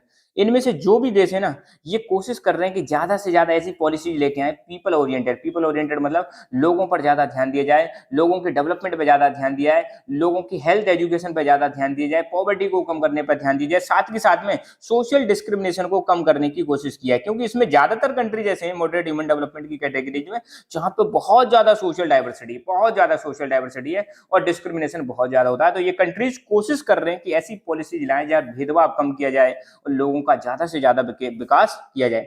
Moderate human development की एक और खासियत है, इसको पढ़ लेते हैं। Higher social diversity is predominant here as compare to countries having high human development score. ऐसे कंट्रीज जो हाई ह्यूमन डेवलपमेंट की कैटेगरी में आते हैं उनमें ज्यादा सोशल डाइवर्सिटी नहीं पाई जाती, मगर मॉडरेट ह्यूमन डेवलपमेंट की कैटेगरी में आने वाले कंट्रीज में सोशल डाइवर्सिटी बहुत ज्यादा पाई जाती है। For example let's talk about India. India के बारे में अगर आप देखें तो इंडिया में सोशल डाइवर्सिटी बहुत ज्यादा है, अलग अलग रिलीजन के लोग हैं यहाँ पे, अलग अलग कास्ट के लोग हैं, अलग अलग कम्युनिटीज के लोग हैं, सबके बिलीव्स अलग अलग हैं। तो ऐसे कंट्रीज की खासियत है कि यहाँ पे सोशल डाइवर्सिटी बहुत ज्यादा पाई जाती है। और ये वो कंट्रीज है जिन्होंने अपने पास्ट में पॉलिटिकल इनस्टेबिलिटी फेस की है। पॉलिटिकल इनस्टेबिलिटी का मतलब है जहां पर राजनीतिक अस्थिरता रही हो। जैसे अगर इंडिया की बात करें तो इंडिया में यार पहले आपको पता है मुगल रूल चल रहा था, फिर मुगल रूल के बाद आपको पता है यूरोपियन पावर्स आ जाती हैं, इनमें टकराव होता है, रीजनल पावर्स में टकराव होता है, फिर जाके अपना देश आजाद हुआ, है ना। प्लस अब आप देखो पढ़ोगे पॉलिटिकल साइंस में कि अपना बांग्लादेश ले लो, पाकिस्तान ले लो, ये पड़ोसी जो अपने देश हैं, यहाँ पर भी बहुत ज्यादा पॉलिटिकल इनस्टेबिलिटी चलती रहती है। ये देश आजाद हो गए फिर भी कभी मिलिट्री रूल चल रहा है, कभी इनका सिविलियन रूल चल रहा है, तो सरकारें बदलती रहती हैं। इसको हम बोलते हैं पॉलिटिकल इनस्टेबिलिटी। रिसेंटली आप देख लो अफगानिस्तान में पावर चेंज हो गई है, म्यांमार में आपको पता है मिलिट्री रूल चल रहा है। तो इसमें एक खासियत है इनकी कि पास्ट में यहाँ पे क्या रही है, पॉलिटिकल इनस्टेबिलिटी रही है और सोशल अपराइजिंग, समाज में विद्रोह हुआ है, समाज के कई लोगों ने क्या किया है, विद्रोह किया है, सरकार के खिलाफ हो सकता है या कुछ कम्युनिटीज के खिलाफ हो सकता है। तो ये घटनाएं यहाँ पे देखने को मिलती हैं। Countries with low human development, ऐसे कंट्रीज जिनका ह्यूमन डेवलपमेंट बहुत लो है। तो पहली बात तो इसमें 33 कंट्रीज आते हैं और इनका स्कोर कितना होना चाहिए, 0.549 से नीचे रहना चाहिए। किसके हिसाब से, HDR 2020 के हिसाब से। अब यहाँ पे क्वेश्चन ये भी दे सकते हैं कि क्यों किसी कंट्री का ह्यूमन डेवलपमेंट लो होता है ना? तो इसके लिए आंसर यहाँ पे आप लिख सकते हो कि अगर किसी कंट्री का ह्यूमन डेवलपमेंट लो है तो उसके पीछे क्या क्या कारण हो सकते हैं। नंबर एक, पॉलिटिकल टर्मोइल, उस कंट्री में राजनीतिक अस्थिरता बनी रहती है, पॉलिटिक्स कभी स्टेबल नहीं होती, सरकारें बदलती रहती हैं, गिरती रहती है, ऐसी सिचुएशन बनी रहती है। सोशल इनस्टेबिलिटी, समाज में वहां पे इनस्टेबिलिटी चलती रहती है। जैसे आपने श्रीलंका के बारे में पढ़ा होगा, श्रीलंका में एक सिविल वॉर चला था। पाकिस्तान की सिचुएशन देखो आज की डेट में, पाकिस्तान में ऐसी कंडीशन चल रही है, सरकार बदलती रहती है, इनस्टेबिलिटी बहुत ज्यादा है, समाज में भी अस्थिरता है ना? ये सारी चीजें देखने को मिलेंगी। फॉर एग्जाम्पल सिविल वॉर हो सकता है, फेमाइन हो सकती है, बहुत ज्यादा बीमारियों के केस देखने को मिल सकते हैं। तो इन चीजों की वजह से क्या होता है, किसी भी कंट्री जो है ना तो हेल्थ पे फोकस कर पाती है, ना ही एजुकेशन पर फोकस कर पाती है, और उसका रिजल्ट ये रहता है कि ह्यूमन डेवलपमेंट की इंडेक्स में इनकी रैंक बहुत लो आती है। तो करना क्या चाहिए?